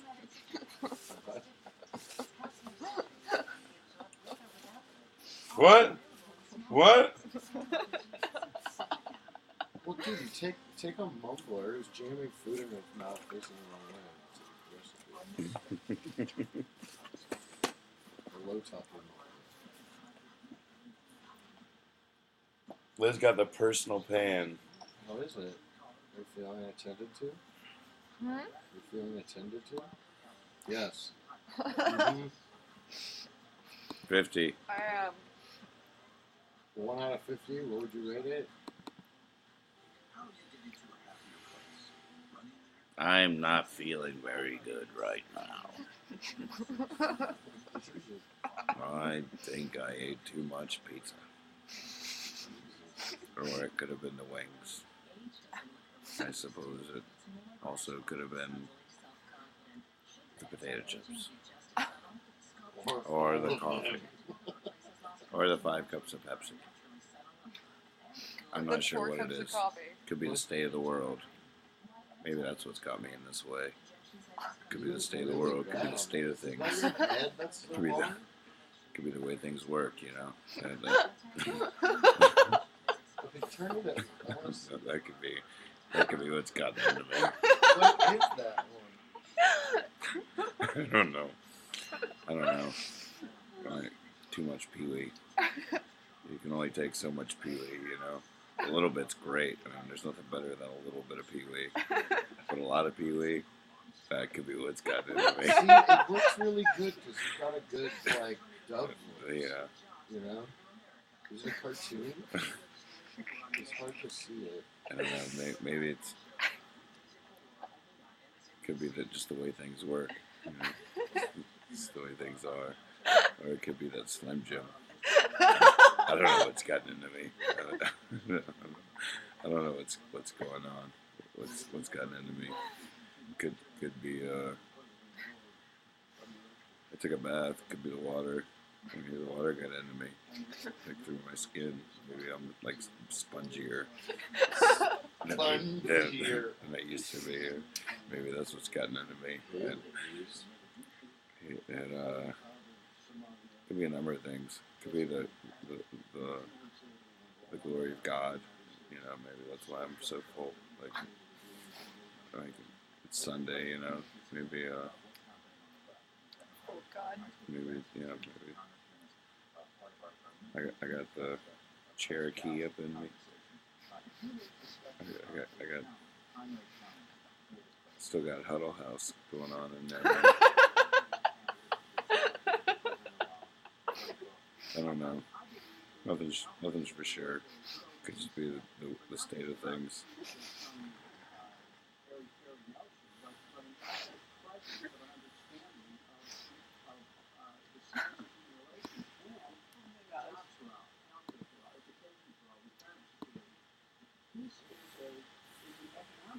He said he would mail them out.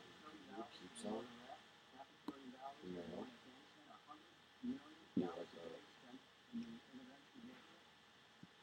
Where is that Slay Pepsi? In the fridge. I want it in me. In the fridge.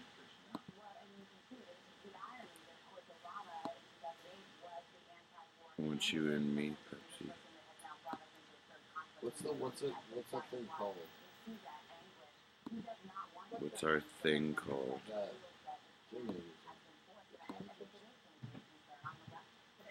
Which one? Sobel? Where are you guys drinking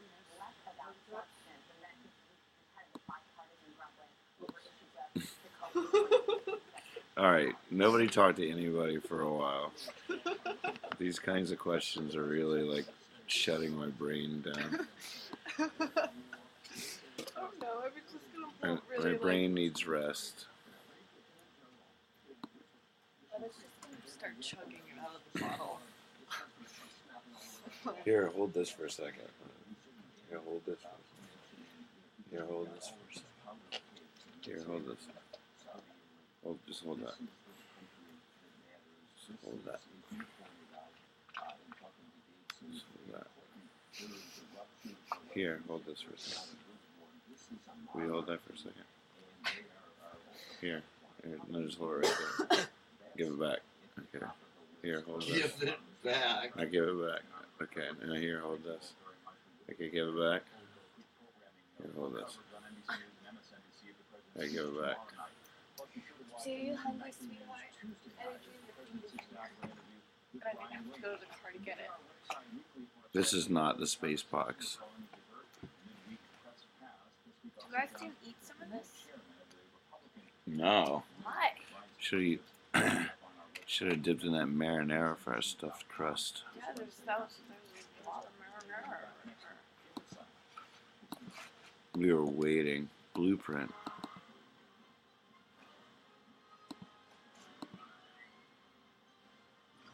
I'm gonna feed you. How about it? Feed me, Seymour.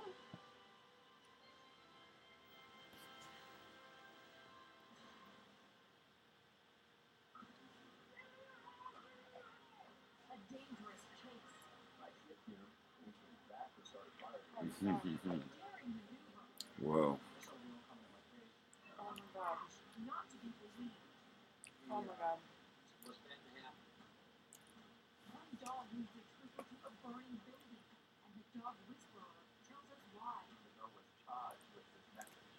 This dog takes a bite out of a cop's bumper. Yeah, you see, he's playing. He's not being aggressive. And this suspect seems to take a bite out of the evidence. He swallowed it. He swallowed faster. What was he swallowing? It's personal. Heartbreaking stories. What happened? So sensitive. Oh my god. Oh my god, did you see that guy? Have you seen a YouTube of the cop that's frisking the guy, or he's like checking his pockets and stuff, and he's like, "What's that? What's that right there?" He's like grabbing it. The guy's like, "That's my dick," or whatever. Oh my god. You seen that? No It's on way. YouTube. Is it real? It's completely real. It's hysterical. Why would The cop police, just like complete like. Why would the police put it out? Like, hey, check out what a moron we are? It's all public record. We own that shit. They don't get the. So people just watch all of it. They watch the cop cam, so we're not the first to do it. Right. Shit. Yeah, cops do it. Our first video begins in New Mexico with an amazing high-speed chase and a shootout caught on multiple dash cams. With their dash cam I hope there's not a shootout that gets caught on our dash cam. through highways and country roads This is too in confusing. northern New Mexico. I don't know which one to It's look not at. only dangerous, it's violent. Oh, Jesus. Started hearing we have an officer injured. That's when I know Sergeant Paul had blood coming from the area of his face. In May 2007, Sergeant Jackie Budd of the San Juan County Sheriff's Office in Aztec, New Mexico, is the first backup to respond to an incident that begins in a nearby town. That's where Lionel Claw gets into a confrontation with friends near a laundromat, and local police are called. Mishkov and his party were trying to leave in a vehicle. Luther Losser approached him head on with his So, vehicle. what's a vehicle? Stop him to find out what was going on. What kind of ice cream? Oh my gosh. Oh, it's still Pee Wee. That's not Pee-wee. Justice are working to spread awareness about issues facing farm workers in Florida. And it's about Oh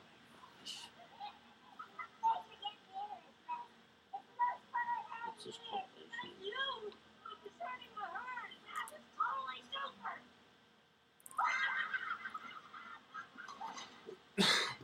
events held. Also looking for answers. Many say they still can't get these devastating images out of their minds. You know, of course, there were gaps and, you know, a lot of hands to the mouth, and just nobody could believe it.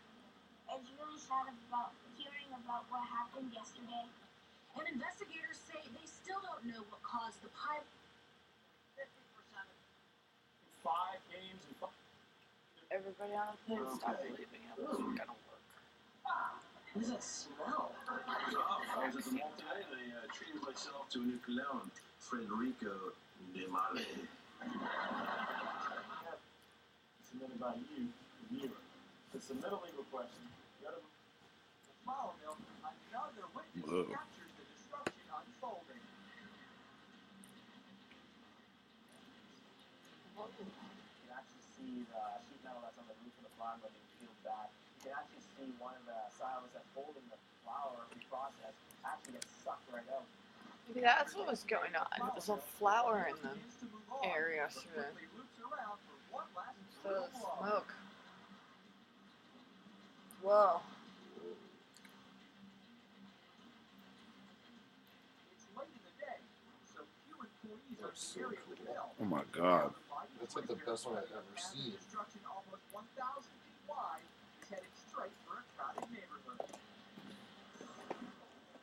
That picture of the one-way sign was awesome.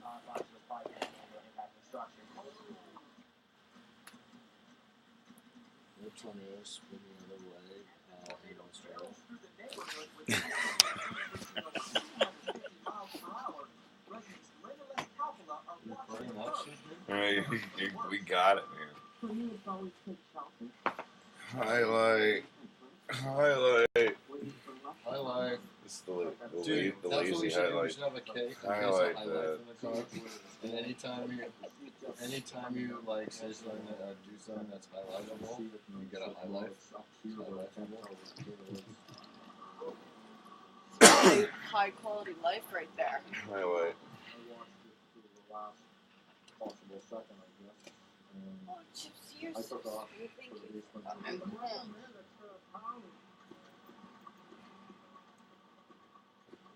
You just made it down the stairs and into the Highlight tunnel. it. Just kind of dove into the pump tank.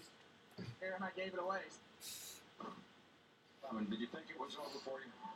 You know, after that walking the green, I Go said, sleep for a second. two bodies left. I've been killing them all week. Four of us has to go. Get family planning each year through the federal family planning program. This was signed into law by Richard Nixon. Thanks, Nixon. Looks that is shiny right there. Juice every time. The uses are endless. Cook shellfish like succulent shrimp. Look at that. The fruit basket. Go right from the pot to ice water. Always intact, never a crack. It's also the ultimate deep fryer. Simply drop in your french fries and cook. Even in hot bubbling oil, the handles remain cool to the touch. It's so easy with the Chef Basket. It takes the place of all these clunky items, but the Chef Basket folds flat like this for easy storage anywhere. Oh, look, she got 10 of them back Why do there. you need 10 of them, dude? I thought it takes place with everything and does all. And we'll give you a second one, even though you only need one. Discarded dead small pets. Use as a purse. Be a book bag for school for the kids. Carry all the shit you have in your pockets. And find it real easily because of its see-through nature. Separate 50-cent pieces from the rest of your change. Oh, it turns inside out too. Did you see that? Reversible. Strain your water. Strain big shit out of your water. Let's do commercials for everybody. Dish dry. What I use on all my jewelry. Giant diamonds. When you have giant diamonds, you can afford anything. Kills Jet the gums, cleans the teeth. Oh my god. Yeah. Just saying. Not recommended.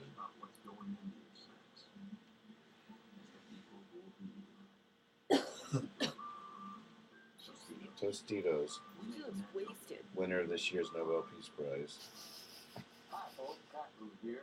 Traditional bathtubs have a 1.5. Dude, Tostitos. stand up in your bathtub. Might as well be Standing up in my bathtub gives me horrible orange hair. a degree of balance and coordination many of us no longer have. Imagine being able to simply walk into the tub. Horrible orange hair. Horrible orange hair. Easily replaces the Oh, what? so Horrible orchard? Standard features of any tub on the market. Not only is it Orange hair. Man, all I do now is stand in my tub and eat carrots. I'm healthy as fuck. Check out, my wife can bath in her robe. You'll receive a senior citizen discount, great financing, and $750 off. For free information on the How does the water not come out the door? That's my problem. It does. It's It's just a shower. It's a sit it down. showers. You're and saying you it's a can stand up bathtub, but it's a sit down shower. Well, whatever. So, stand up shower. Also, clean the floor. Clean up your linoleum. Oh, this is good. What did it get stuff for? Oh. Irregular laceration, subcutaneous tissue only. Subcutaneous tissue. Subcutaneous tissue. Stick your own titties tissue. School was always really easy for me. And when I realized How serious I was, I could have been acting on my day. I didn't do very good in school until I started standing up in my shower. Standing up in my bathtub. Wait, put him back on for me. He's really good.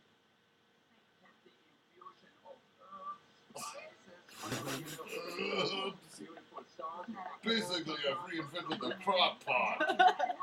Get this. It's got dials on the front. It's awesome. He's like, I used to use that straining basket, but now I use this thing. Wait, it's like an Insta crock pot? Oh, it's a bistro lead. I've heard about that.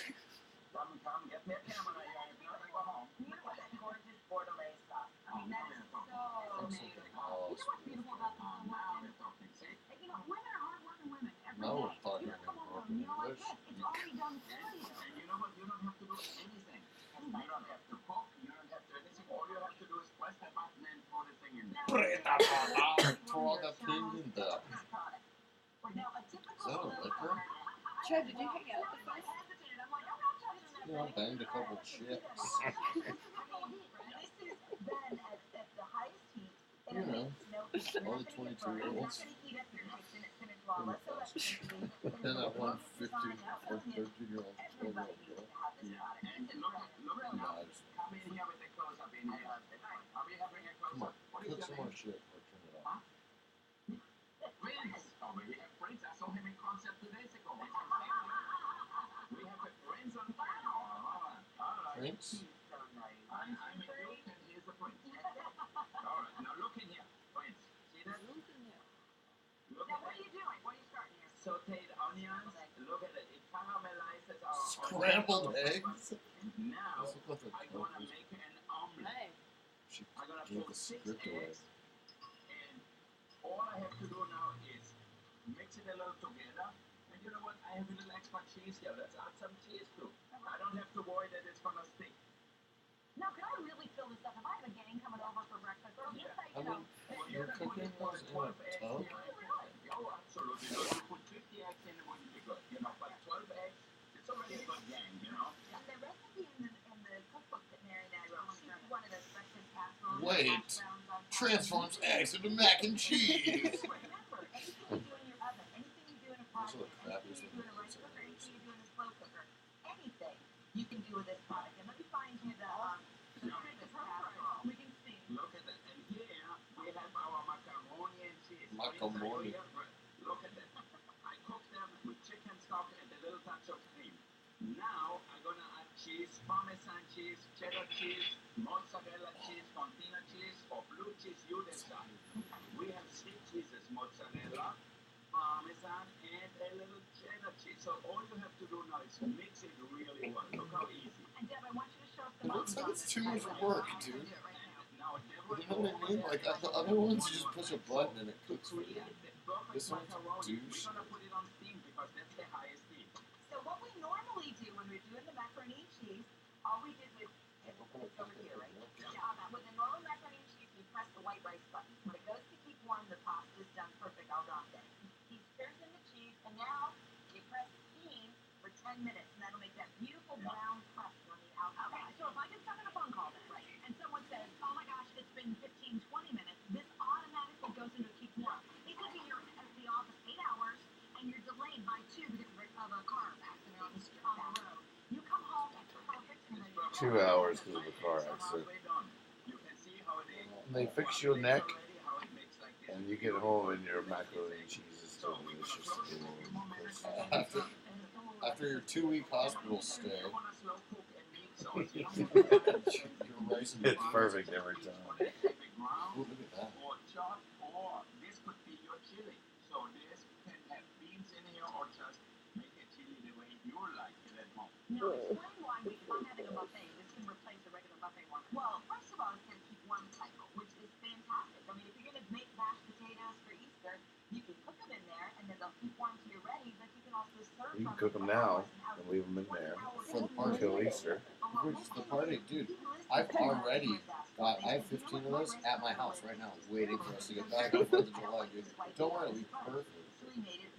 It's gonna be so good. There's turkey stuff. It's fucking perfect. He loves brilliant post. Trevor. Is he doing the duty chip? Yeah. Oh. Yeah. Who, dude? Oh. Are in Libya job. Gator killers. Make something. All right, Chief, stop.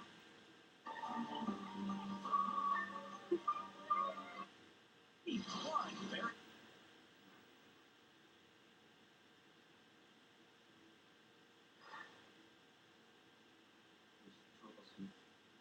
Go ahead. Is that what's his name? Title. Snoop Kane said from Kung Fu? the style of play. Let's get started. Okay. Yeah. It'll be a simple setup. A crane like this one, and a hook, shackle, and single crossbar. This thing right here is what we're going to attach the tape to. Yeah. And hanging from the other end of the myth-inspiring sticky stuff will be the car. The car weighs about 5,000 pounds. Now, each strip of tape will hold about 70 pounds.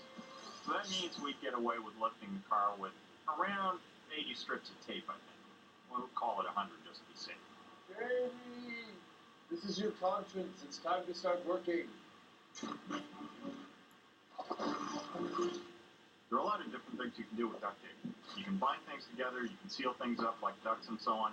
But what we're looking for here is how sticky it is. I've got it down to a week. If we do our job right, and we actually are able to lift the car off the ground, that cloth in the tape is going to give way before the adhesive does. It's starting to look like a cathedral of duct tape. That makes sense. I mean, duct tape's almost religion with some people. Why, you ask? Because secretly, we've always wondered, and that's why we're here. We've used 99 separate strands. All right, here it is. Last one. Used up 5.5 rolls of duct tape, and by our measurement, this ought to be just enough to lift this car. I think it's gonna. Let's get it off the ground. Let's start up the crane. The crane winch cranks into action. This is it. And millimeter by millimeter, it gently pulls the car skywards. Okay, I can see it starting to come up. Come on! It's got a very loose relationship with the ground right now. Oh, that's almost painful to watch. Ah! Oh, come on. So it looks like duct tape can be used to seal a potato can. Yeah, that's got me thinking. Ooh, that's got me worried. It should, because I'm thinking that you make an entire cannon out of duct tape. Wait a minute, you're talking about a genuine black powder cannon firing real cannonballs out of nothing but duct tape? Yes! Carrie, you should start thinking more often. I know! We're Mythbusters, we have to ramp it up. Okay, hang on a second, guys. Inside of a real cannon, the pressures are significantly higher than inside a potato cannon. Well, maybe we should find out if duct tape is even strong enough. We'll take a steel pipe, seal off one end with nothing but duct tape, load it like a cannon, fire it, and see if it withstands the forces. And we'll start with 1 inch thick, then we'll go to 2, 3, 4 inches until we find out the thickness that it needs to be to hold up. A cannon, a regular one, works a bit like this. The black powder explodes in the combustion chamber, and the expanding gases throw the cannonball along the barrel. So first up, to find out how much duct tape is required to withstand those pressures, the guys are going to replace the back end of the combustion chamber with inch-thick tiles of tape. However many it takes. I see injuries in my future. So it's time for me to whip out my cannon. Now let's just say I know a few things about building cannons. However, this time, we're building it out of nothing but duct tape. Now, duct tape is strong, but is it going to be strong enough to withstand the kind of forces that are exerted by exploding black powder? So I need to make a strength gauge. Let's go to work.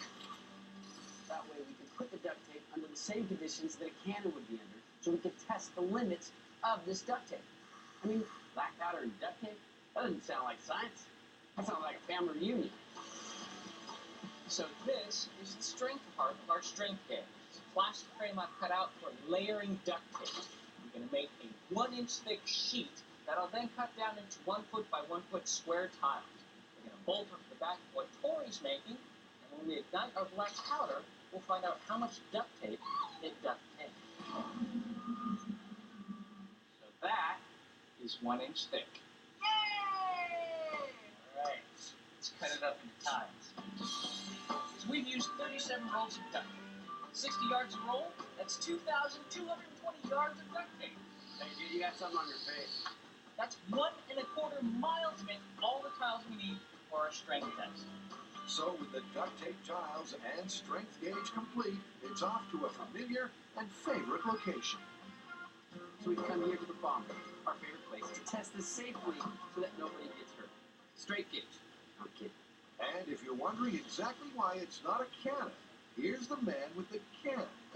Strength gauge. First, we're not using a cannonball. We're using a piston. It's the same diameter and weight as a cannonball, but it's not a cannonball. You may got any duct tape? Second, we're not using fuse. We're using an electric remote system to light off the gunpowder. And most importantly, there is no steel back at the end of this steel tube.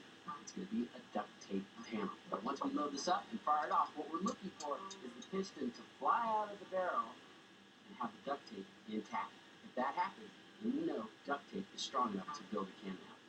You know, after looking at how thick that 1-inch duct tape panel is, I'm thinking one panel is going to be enough. Really, just one? I think it's going to take at least 2. I would bet on 2. I think it's going to take at least 3. All right, put your money where your mouth is. I got $5. I got 5. Okay, so who holds the money? Camera on. All right, we're hooked in. For this to be a good, successful test, what we're looking for is that the duct tape tiles, whatever thickness we end up with, will be intact while the piston blows out the other end of the strength gauge. Okay, so this is 1-inch thick slab of duct tape in the strength gauge. This is your chance at $15. All right, here we go.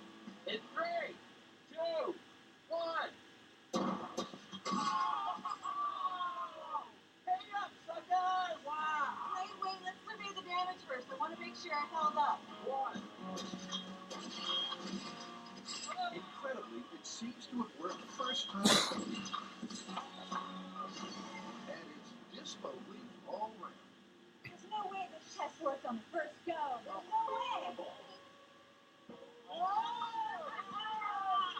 A 1-inch thick slab of duct tape was enough to withstand the kind of force to launch a cannonball. Wow! Perfect, man. It burned the heck out of it. It didn't blow out. No, it's beautiful. It just burnt off the wax paper, too. It didn't even go through the first layer of duct tape. This stuff is incredible. We got a great result from the duct tape strength test. It looks like duct tape is going to be strong enough to build a cannon out of it. Now all we need to do is build it. That's part of this experiment, right? I won the bet. Give me my money, punk. Ooh, yeah. Coming up on Mythbusters, will duct tape repair your boat if it's got a hole in it?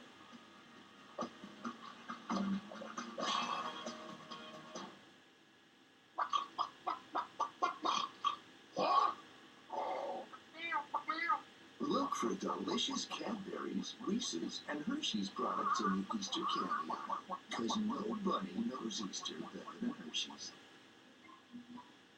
That is the great Barkley Leonard, who many believe to be the greatest first baseman to have ever played this game. He was compared, of course, to Lou Gehrig, but many believe had greater defensive ability. What is this?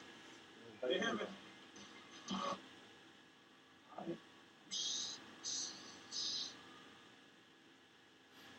What problem? Pharmacy. Islamist dictators, and now the people of the Arab world have said, hey, no, we want another choice. We want democracy. We want freedom. We want economic opportunity. These revolutions in Tunisia and Egypt and the one that started peacefully in Libya are the most profound repudiation of Al-Qaeda and Iran, who represent the most serious threats to American security in the world today. And therefore, we're going to Libya. We're saying we're with the Arab Spring. We want to keep it going and not let brutal dictators respond. Let's get to some of the nuts and bolts questions. However, Senator McCain, NATO has now taken command of all aspects of the Libyan operation, both the no-fly zone and also civilian protection. Given the fact that the U.S. is already tied down in 2 wars in Muslim countries, in Iraq and Afghanistan, is President Obama right or wrong to turn over so much of the control of this operation to NATO, to Arab countries and European countries? As long as the United States does what it always does, and we actually lead. The assets, many of the assets that are there are uniquely held by the United States of America. But I just repeated again what Joe was saying. and it really should be the same. At that time, while retreating to the rear of the troop car, was also telling the cab driver, "Put your hands up and pull your shirt up. I want to see your waist there." He wanted to make sure that he wasn't a co-conspirator or a buddy of the passenger. With the cab driver out, Daryl Brown opens fire and shoots out the back window. He fired 7 shots very quickly. He knocked out the back window. He peered around for a while. He opened the 2 back doors, and then his 8th shot knocked out the video cam of the trooper's camera.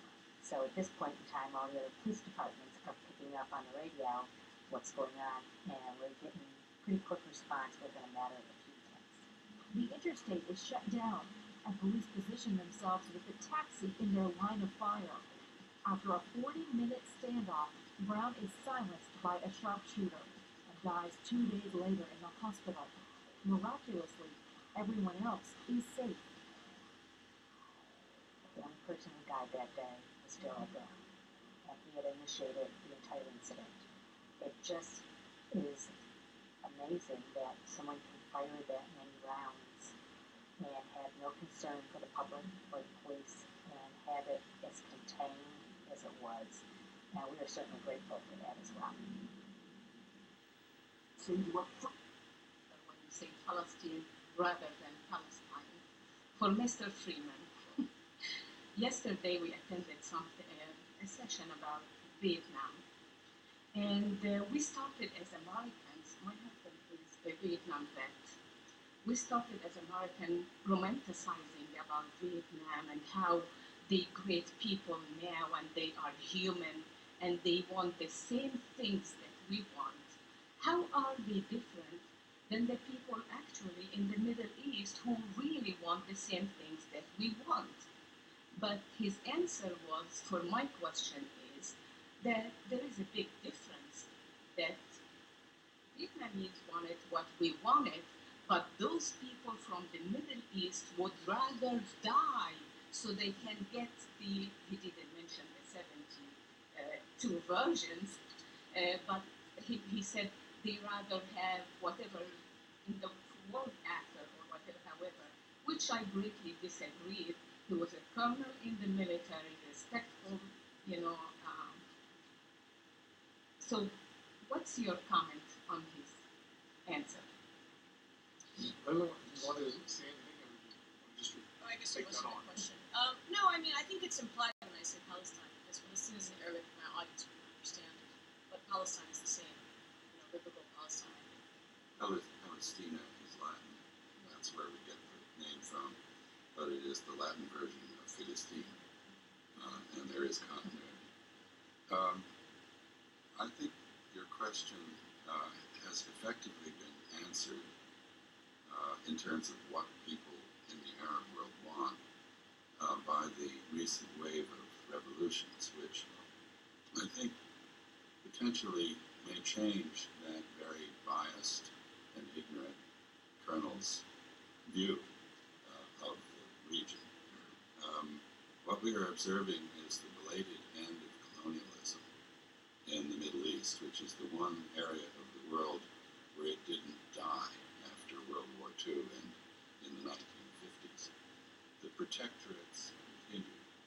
That is, leaders continued to seek the support of foreign governments for themselves and sustain their dependency on them.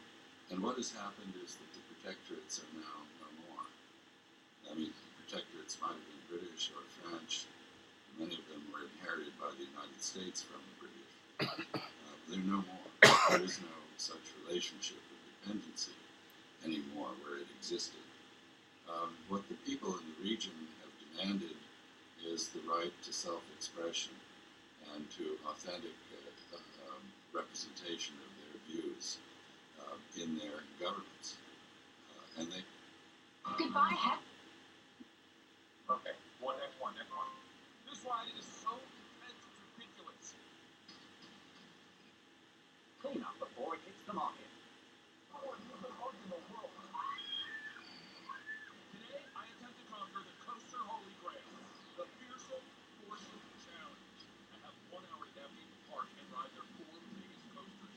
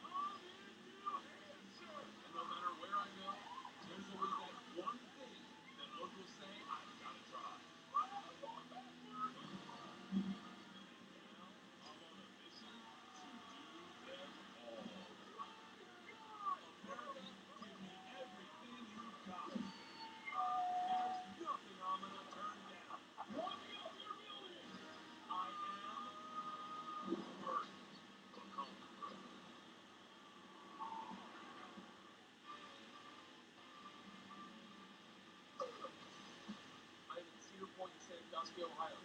The #1 amusement park in the world. This park boasts 364 acres of the biggest and baddest roller coasters anywhere. And they've got more of them than anywhere else on the planet. Okay, from Nashville, Tennessee, to the baddest roller coaster park in the world. Oh, the park like Cedar Point. On the shores of Lake Erie, halfway between Cleveland and Toledo, Cedar Point is an adrenaline-packed metropolis. And it starts every morning when ride fanatics line up outside the gates to be the first to experience the best.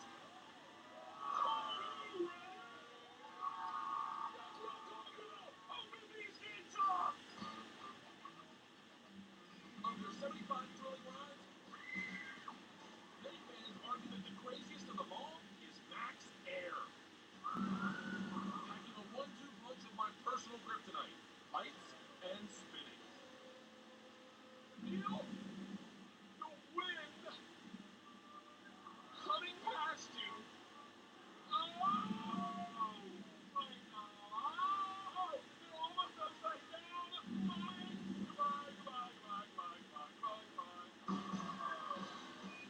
In 2005, Max Air debuted as the tallest ride of its kind.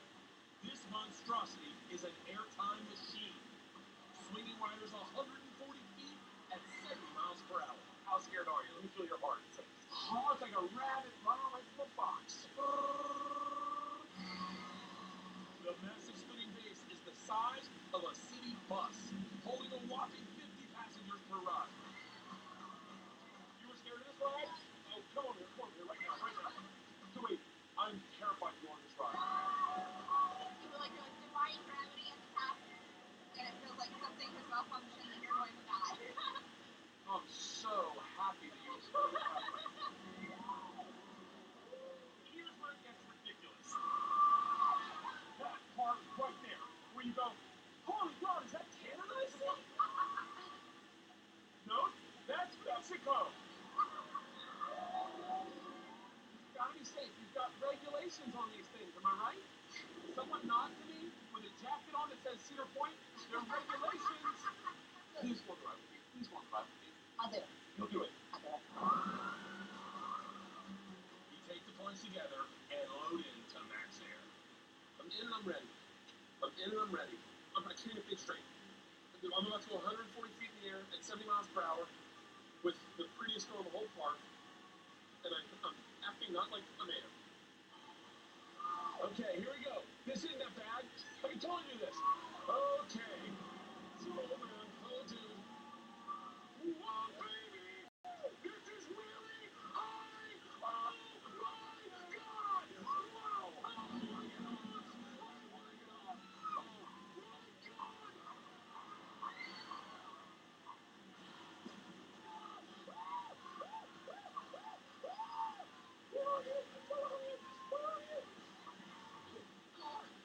We're slowing down. This isn't that bad. I think I pulled a muscle.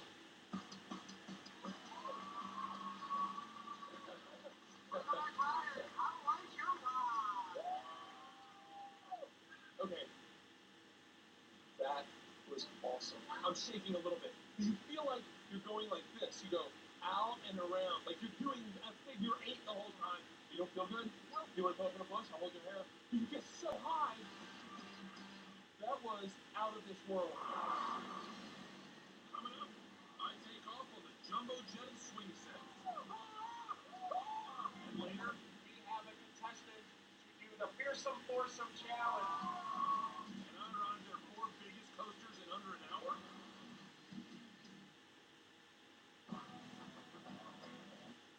Shallow and narrow base cabinets that open this way, this part of it will be gone. Okay. Because this is going to be some Yeah. it all. Hey, please. Where's the nearest cabin? I might be able to leave a whole one. On second thought, maybe I'll let them try. I got this.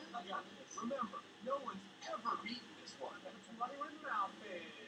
Will someone at this table be the first? Yeah, look at you. Are you crying? We'll come back for that. But first, This is European comfort food. when outrageous food returns, that's delicious. Some high-class cooking you love. Who you found to you by Red Lobster. Treat yourself to lobster during Lobster Fest. Right now at Red Lobster. It's Lobster Fest, when we turn lobster into irresistible creations, like our new lobster and shrimp trio with a Parmesan lobster bake, our decadent lobster lover's dream, and 11 more choices. Right now at Red Lobster. The best of the best cake makers battle for $100,000. You better lift today. Before their dreams. Every yummy. Crumble is back at Ugly. Last Cake Stand-In for new season premieres next Sunday night at 10. What can you get for free these days? Oh yeah, a free weekend at chemistry.com. It's Friday, Saturday, and Sunday. Go to chemistry.com and see how finding a serious relationship can be fun. And free! Empower your love life and communicate for free this weekend on chemistry.com. I once you had a foul odor that made the whole room stink.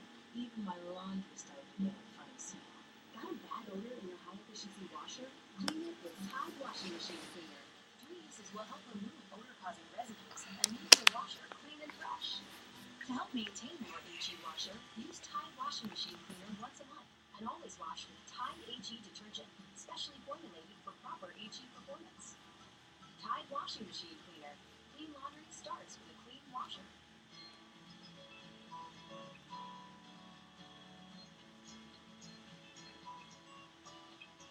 Dogs aren't just our best friends. Dogs are family. And family deserves more than just one boring taste. New Kibbles and Bits Bistro Meals. Bistro-inspired flavors like oven-roasted beef, spring vegetables, and a hint of baked apple. So there's a bit of love in every bite. New Kibbles and Bits Bistro Meals. The bits make it better. It's so important to make someone happy. Make just one someone happy. When my kids were babies, they were so sweet. I just wanted to eat them up. Some days, I wish I had. With farm-rich snacks in your freezer, you're ready for anything. So don't make yourself crazy. Make farm-rich. Keep them happy. And you will be happy too. Still talking without dreaming of a time.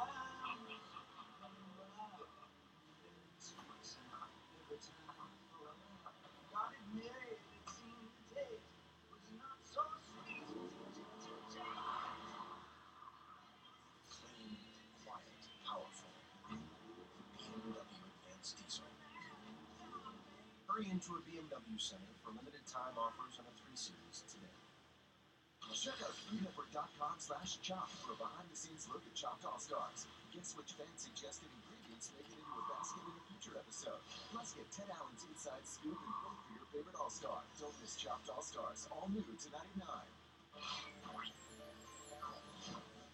For pan-fried pig snout, the devil kidney to braised beef heart, belly liver to run. At Feast in Houston, they're cooking it all. I'm James. James Dom. Nice to meet you. Nice to meet you, sir. So you guys are cooking everything from the nose all the way to the tail. But where did this idea come from? We have an English text that's not on food. So it's kind of it's how we go. We create a lot of the classics, but then we do a lot of things ourselves and things that have evolved. This is European comfort food. And I'm here to sample all of it. Beautiful. Starting with this British classic. Nice. Yep, it's blood, oats, and spices. The black pudding is basically just a blood sausage. It's a blood sausage with oats and pork. It almost has like a falafel type. Yeah, breakfast isn't breakfast without black pudding. It's breakfast of champions. Next up, deviled kidney. You gotta be a fan of the texture. It's got a liver flavor. But texturally, it's more of a chew. I mean, for kidneys, they're delicious. But I don't know if I can eat the whole plate. But there's a whole nother plate to try. Here's the ox heart with carrot and parsley salad. Ox heart. Oh yeah. It looks a lot like, like a flank steak. The heart is just a muscle. It's just meat. It just tastes like beef, which is what it is. That's delicious. I was under the assumption that the heart would be like the kidney or the liver and be like, ooh, I don't know if it's a heart. But I mean, it really just tastes like really well-marinated flank steak. Part of the philosophy of the food is all about the nose to tail thing that we're doing, isn't it? And making sure that every part of the animal is used. And most of those parts are coming in from local farmers. Tom. Nice to meet you, Sebastian. What do you got for us, Sebastian? Yes, it's a whole wrap. A beef heart. Who would have thought cows have such a big heart? You try to get everything you can in whole. Absolutely everything. It's these guys are obsessed with convincing people there's a lot of good stuff to enjoy, even the parts that make most people go yuck, like what they can cook up from a pig's head. After all, pork is pork, and this is some of the best. So those people that sometimes have a problem with the face or the tongue, and I would say, do you eat sausage? What do you think sausage is? It's all the same, people. It's from the pig, and so it comes from the face. Yep.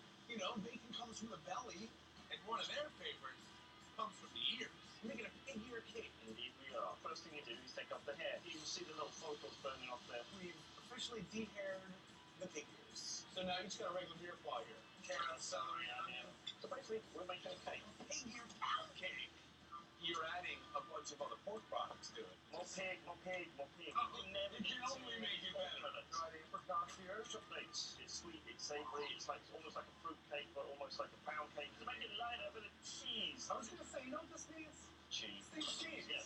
Well, let's get these ears in the oven. Nice. Little bits of ham in there. See the little bits of cabbage from the ears. Add a little mustard, a little cheddar, a few minutes in the oven. Can I finally eat this thing? Yes, but it's a beautiful flavour, a very distinctive flavour. The pig ear definitely is broken down a lot, and it just adds a different dimension to the texture. I'm immediately hit the Dijon. It's like, wow. And then all of a sudden it just settles in to this real soft, supple, layered cake. I get the olive oil, the rosemary, definitely the pork flavor in there. It's got pig ears in it. It's also got a ton of other flavors, and it's absolutely delicious. That's just one part of the head. You guys also do a bunch of other stuff in the head. Oh yeah. So we're changing chefs, because the next dish is James' specialty. You got a whole pig face. Well, a lot of people just use the ears to make their ear cakes and then throw the rest of it away, whereas we will be using the rest of this face. Well, because you got a lot of good meat. Oh, yeah. You got the cheeks right here, which are delicious braised. All of this delicious different kinds of meats and fat. Yeah, fat. I mean, there's a lot of fat. It's a face. It's a pig's face. You got a fat face. What are you going to do? What are you doing? We're doing bath chaps. Bath chaps. Bath chip. Bath. Bath. Bath. Bath chaps. Bath being a town. Chaps just cold drink for cheap. Imagine the best piece of bacon you've ever had. Then forget it. We're going to put the tongue back where he used to live and just roll him round and back. Listen, if things weren't going bad enough for him, I'm going to tie him up. You're going to tie him up. We're going to brine him. Lowering the pig face. He's going to live in there for 3 days. 3 days? You got a cot upstairs I can crash or something? Absolutely. I feel like the cure. It's a little firmer. Now, how are you going to cook it? We're going to braise it. He's going to be cooked down for probably 3 or 4 hours. So it's the old brine and braise. It's the brine and braise and fry. BBF. Classic culinary techniques. Here he is, our old friend. He came out and then sat in the fridge overnight. Well, this is really going to spite my face. Are you going to sell this as an extra dish? As a pig's nose. Still got some of the fatty head meat here. Beautiful. Oh, yeah. I'm really excited to eat this pig face. Snap, crackle, pop. Seeing this? Are you seeing this? I was playing up. Mashed garlic rutabaga. I'm going to throw these on top here? Absolutely. A few mustard greens. Just like butter. That flavor is so rich. The reason why pork fat is so luscious to us is because it melts at 98.6 degrees. As soon as you put your mouth, it just melts away. Cool. I didn't know that. When you render this down, what you did to this dish, that is just so tender. I'm kind of jealous not having daughters on like this. We're quietly proud of this one. And proud that they've got Houstonians eating their way. The poached pig's brain on toast, people just don't focus on the name and just taste it. I think, they'll love it. I mean, you're making something pretty much out of nothing. And you're making it delicious. And it's meant to be fun. Cheers. Good to meet you, sir. When outrageous food returns, we're setting the kids loose. At one of America's most outrageous ice cream parlors. Yes. It's Lobster Fest, when we turn lobster into irresistible creations, like our new lobster and shrimp trio with a Parmesan lobster bake, our decadent lobster lover's dream, and 11 more choices. Right now at Red Lobster. Ally works when you work. If you skip this latte and opt for the smaller low-fat one, you'll cut about 12 grams of fat. Then take Ally with it to help boost your weight loss. So for every 2 pounds you work to lose, Ally can help you lose 1 more. Ally, how healthy works.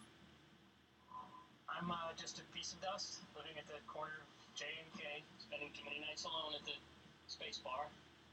Will love ever find me? Oh, yes! Swiffer attracts dust.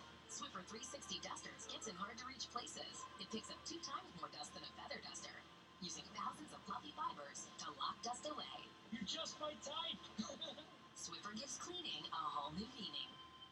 The best approach to food is to keep it whole for better nutrition. That's what they do with Great Grain cereal. They steam and bake the actual whole grain, while the other guy's flavor is more processed. Great Grains, the whole grain cereal.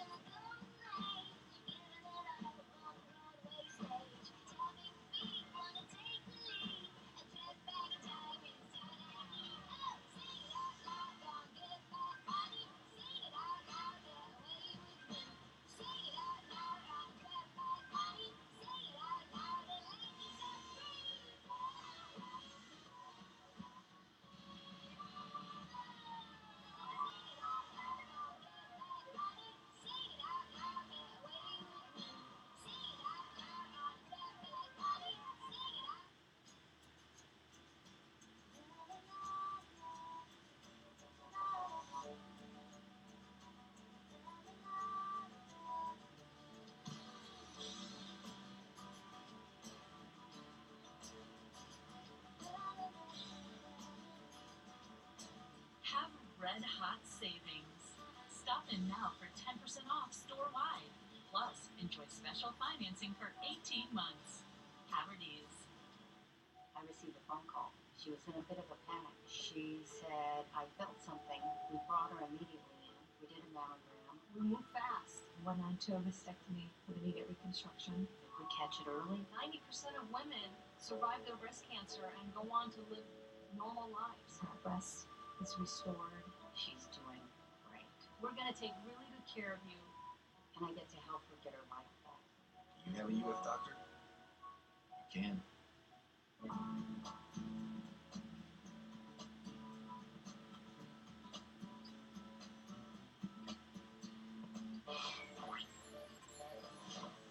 Jackson's Ice Cream Parlor in Dania Beach, Florida, has been serving up giant sundaes since 1956.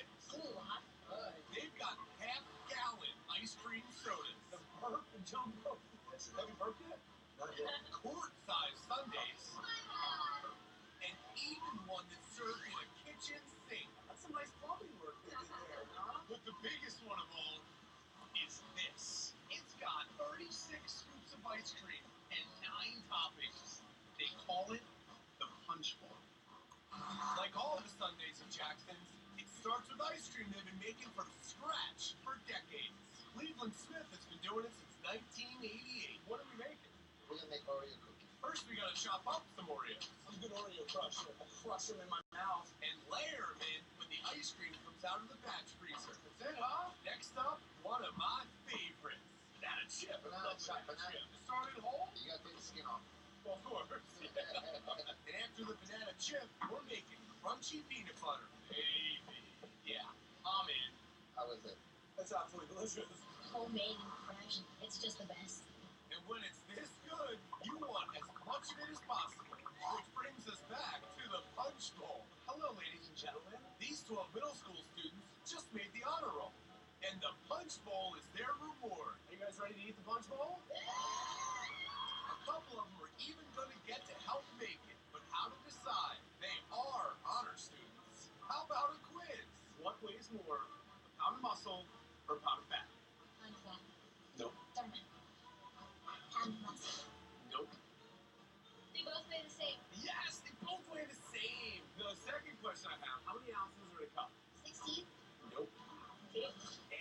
That's why she's an honor roll student, I guess. With Penelope and Maggie as our captains, Penelope and Maggie have a really big job to do here. We've got a big punch bowl. And everyone's order placed. Big chocolate Rocky Road. I would love some coffee ice cream. It's time to head back behind the counter and get started with General Manager Jerry Smith. Jerry, how you doing? Is this the bowl? This is the Punch Bowl, and ladies, you're going to have to fill this with ice cream. Don't be shy, ladies. Get in there. Okay. So we need 6 scoops of chocolate. Go bigger. Come on.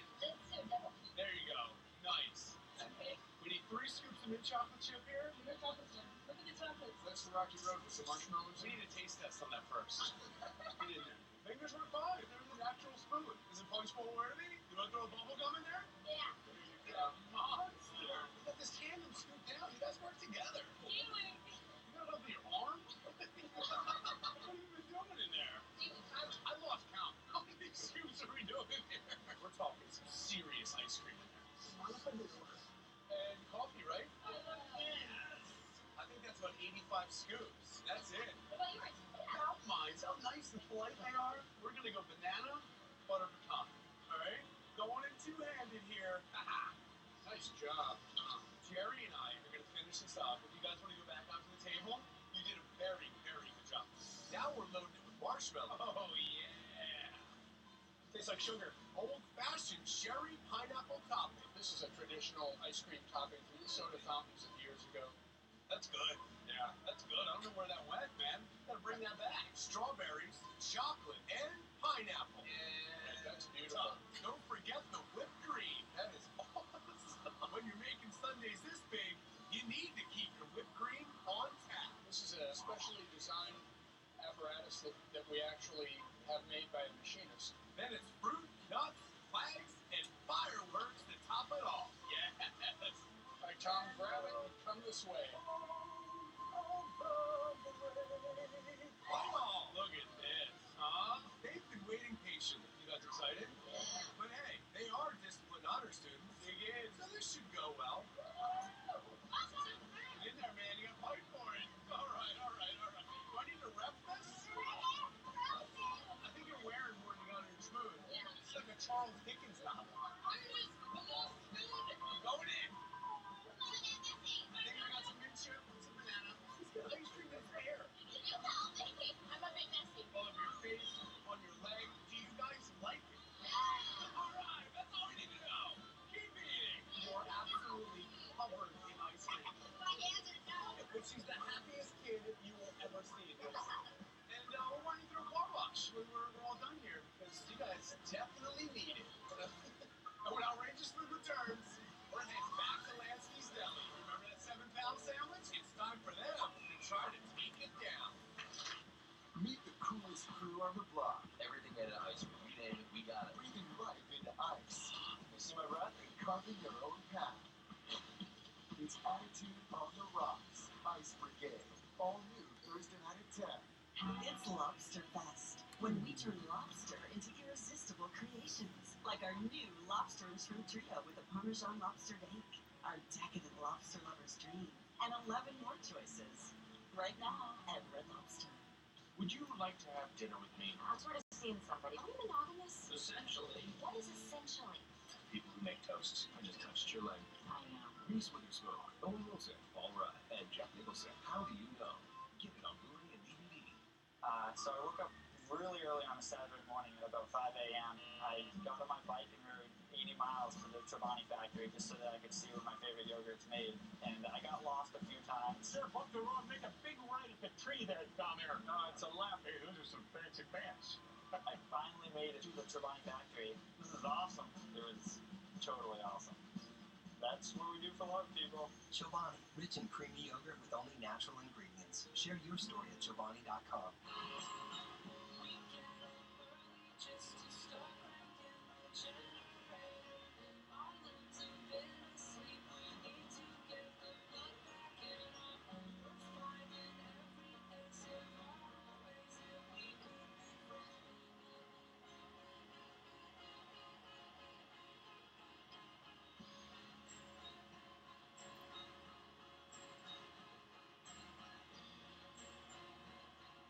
Your beautiful hair color means being trapped in the bathroom with those dreadful drips. Again, introducing new, nice and easy Color Blend Foam. Get permanent dimensional color in the luxurious drip-free foam. Application is just so easy. Just 3 shades, foam it, love it. Apply the foam with your hands, root to tip, front to back. The foam spreads freely through the hair while you stay totally drip-free. Nice and Easy Color Blend Foam gets to work on contact, penetrating each individual hair strand quickly and evenly, without drips, for superior dimensional color, giving you a blend of tones and highlights for up to 8 weeks, with 100% gray coverage. Our beautiful dimensional color has never been so easy. Try Color Blend Foam, only from Nice and Easy. You'll love the process and the dimensional color, guaranteed. Nice and Easy Color Blend Foam. Your right color. When we left Lansky's Deli in New York, Henry Kalifowitz and I were building the ultimate New Yorker. There you go. There it is. That's 7.5 pounds. Knishes, deli meat, and insanity. Size of my head. This is mad science. This is outrageous. I might be able to eat a whole one. No one's done it yet, but we've got a group of Lansky's fans ready to try. So you guys are here to see if you got what it takes. 7.5 pounds of sandwich. Good luck. Godspeed. Bring out the sandwiches. That's gorgeous. Does anybody want to run? Ridiculous. I don't think there's enough potatoes on here. That's a monster. I think I got it. I got this. I got this. It's so pretty. I don't want to mess it up. That's a cop-out. Let's go. Let's eat the sandwich. Maybe one of these 6 regular New Yorkers can be the first to take down the ultimate New Yorker. Ready? Go. You're on. And they're off. Each armed with their own plan of attack. Tomas is using the traditional knife and fork method. There's not a fork technique here. Justin's going at it barehanded. Look at use your hand. Look at you, you know? And Michelle's treating it like Chinese food. The chopstick technique. Notice is something that's unheard of. Eating an ultimate New Yorker sandwich with chopsticks. Early on, they're feeling good. They're 50 seconds in. Got your sandwich. You're just motoring along over there, huh? You're just gonna be just a little pile of kielbasa. I eat all the potatoes, not the kielbasa. Well, maybe the kielbasa. And the crowd reaction is helping. Let's go, baby. You guys are looking good. I mean, you're making real good time here. What do you guys like on this thing? What's your favorite? I really like the non-wurst. The non-wurst is awesome. Isn't that knish delicious in there? Thanks, coach. But then, the potato was slowing me down. Chopstick method wasn't working out for you? Reality sets in. I feel like this thing's actually multiplying instead of getting smaller. Anybody think that they can do it? Oh, that's resounding no. Afraid. You're afraid? Afraid? You can't be afraid when you do the Ultimate New Yorker. And you certainly can't stop this early on. You're 17 minutes and 43 seconds in. Oh. I don't think it's beating me, but I need to kind of take a break. Are you crying? No, not yet. It isn't much longer before the surrenders begin. She's looking like she's ready for a nap. Colin, it's over. It's over. I'm out. She's out. Wave the flag. Wave the flag. 3 guys are holding on, but with half the table down, we need a rally. 25 minutes in. No loss. No loss. You're out? Pride says no, but stomach says yes. We're down to our last toast. Yeah. Nobody's ever finished one of these before. And you're real close. Just a few more bites, and Lansky's could be crowning Tomas its very first Ultimate New Yorker. When you woke up this morning, did you expect to be a sandwich hero? I'm not a sandwich hero. Just a regular guy who came up just a few bites short. Tried, but I'm proud of you the most, Scarecrow. Look at that. Let's give him a round of applause.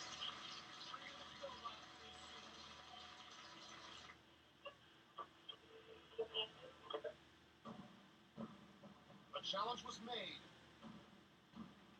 and accepted. Acclaimed celebrity chefs, your favorite Food Network stars, and for the first time ever, our judges battle it out to win $50,000 for their favorite charity. This is Chopped All-Stars. This is the 3rd competition in 3 weeks.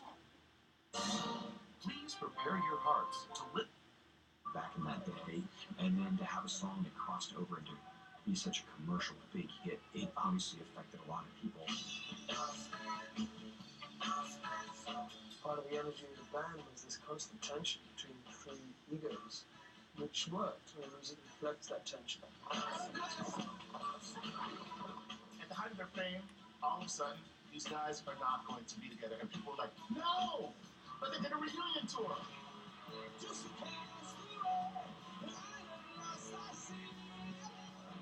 go see the Police in a number of different cities. Being at the reunion tour made me realize how popular the Police really were. The Police are definitely my favorite artists. At least for me personally, they've had the biggest impact on my life. At the time, I used to love the Beatles and the Stones, and the Kings came out and knocked me back.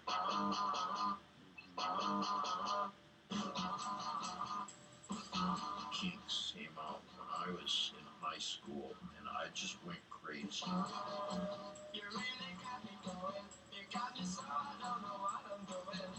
Kings developed the guitar chopping style. I put the big riff. He really got me. That was, to me, the first punk rock guitar sound.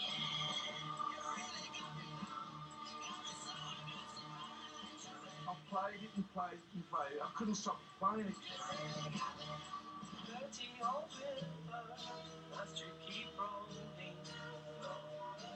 The Kinks are absolutely one of the greatest rock bands that ever existed, and you put on their records now, and it's like, this is groundbreaking, inspired pop music. Ray David started getting into that sophisticated chronicling of the British life. Kings were never afraid to fail. We did stuff that was edgy and chanty.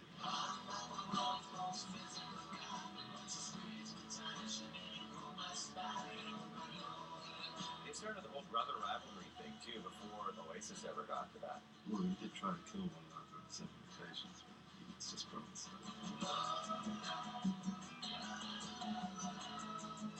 The Kinks, I still love to this day. It was great rock and roll. It was a great British band. They just funky.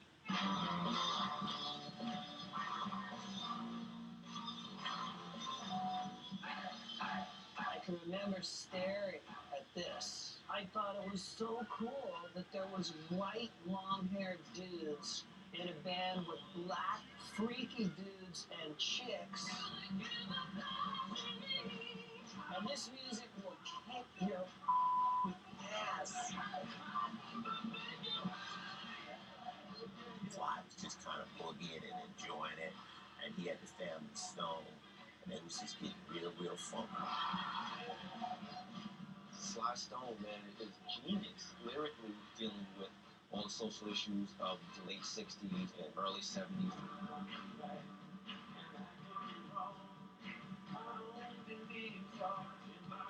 I just thought that was such an awesome band, you know. And just the way they dressed and just the things they had to say, you know, which is so powerful and positive.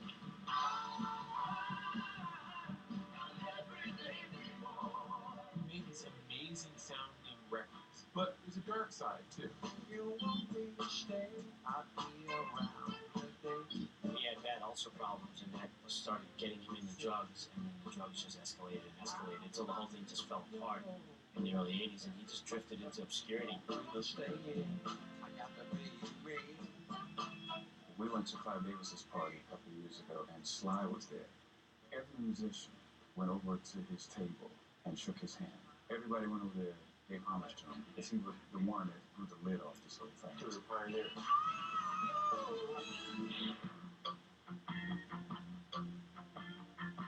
Loving you isn't the right thing to do. Fleetwood Mac was a great band. They were exciting, they sounded good, they were just a good band and made really good songs. They really wrote some of the best music of the 20th century. Fleetwood Mac took the kind of music that I loved, kind of country-inspired music, and made it rock.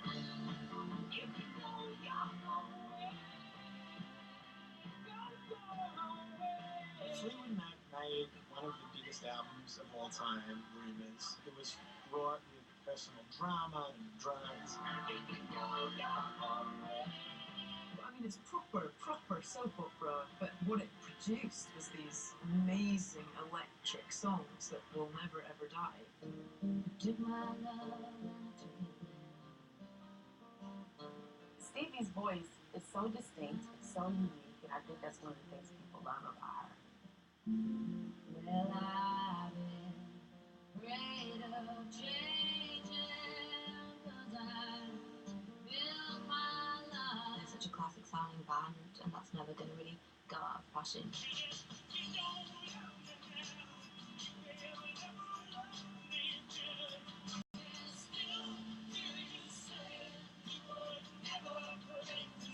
still with Fleetwood Mac. You know, I still go see Fleetwood Mac play when they come to town, and I always feel when I leave, I'm floating and like I've just been in the presence of something mystical.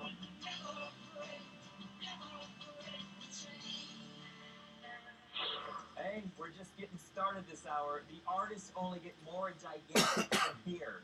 Here's a look ahead. Paul McCartney is the reason why most of us are here. One of the greatest songwriters, musicians, singers of all time. I love Guns N' Roses. They just stood out because they just had a little extra oomph.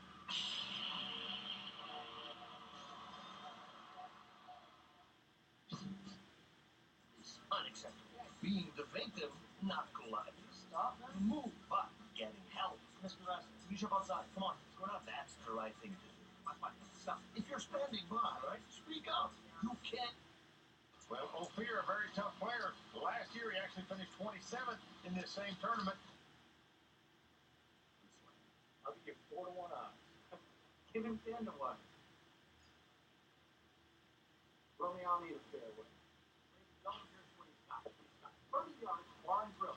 He's going to go through the French door, over the umbrellas, and then turn 30 yards of drill. He's going to try to pop that pelican right off his first. Kind of a thin line when you say the rough you ran all day. Pelican's on the other side. Let's just come in and Robin, 83 hurt himself underneath the bed. Heavily, strokes. Romeo, you want to get control of that guy?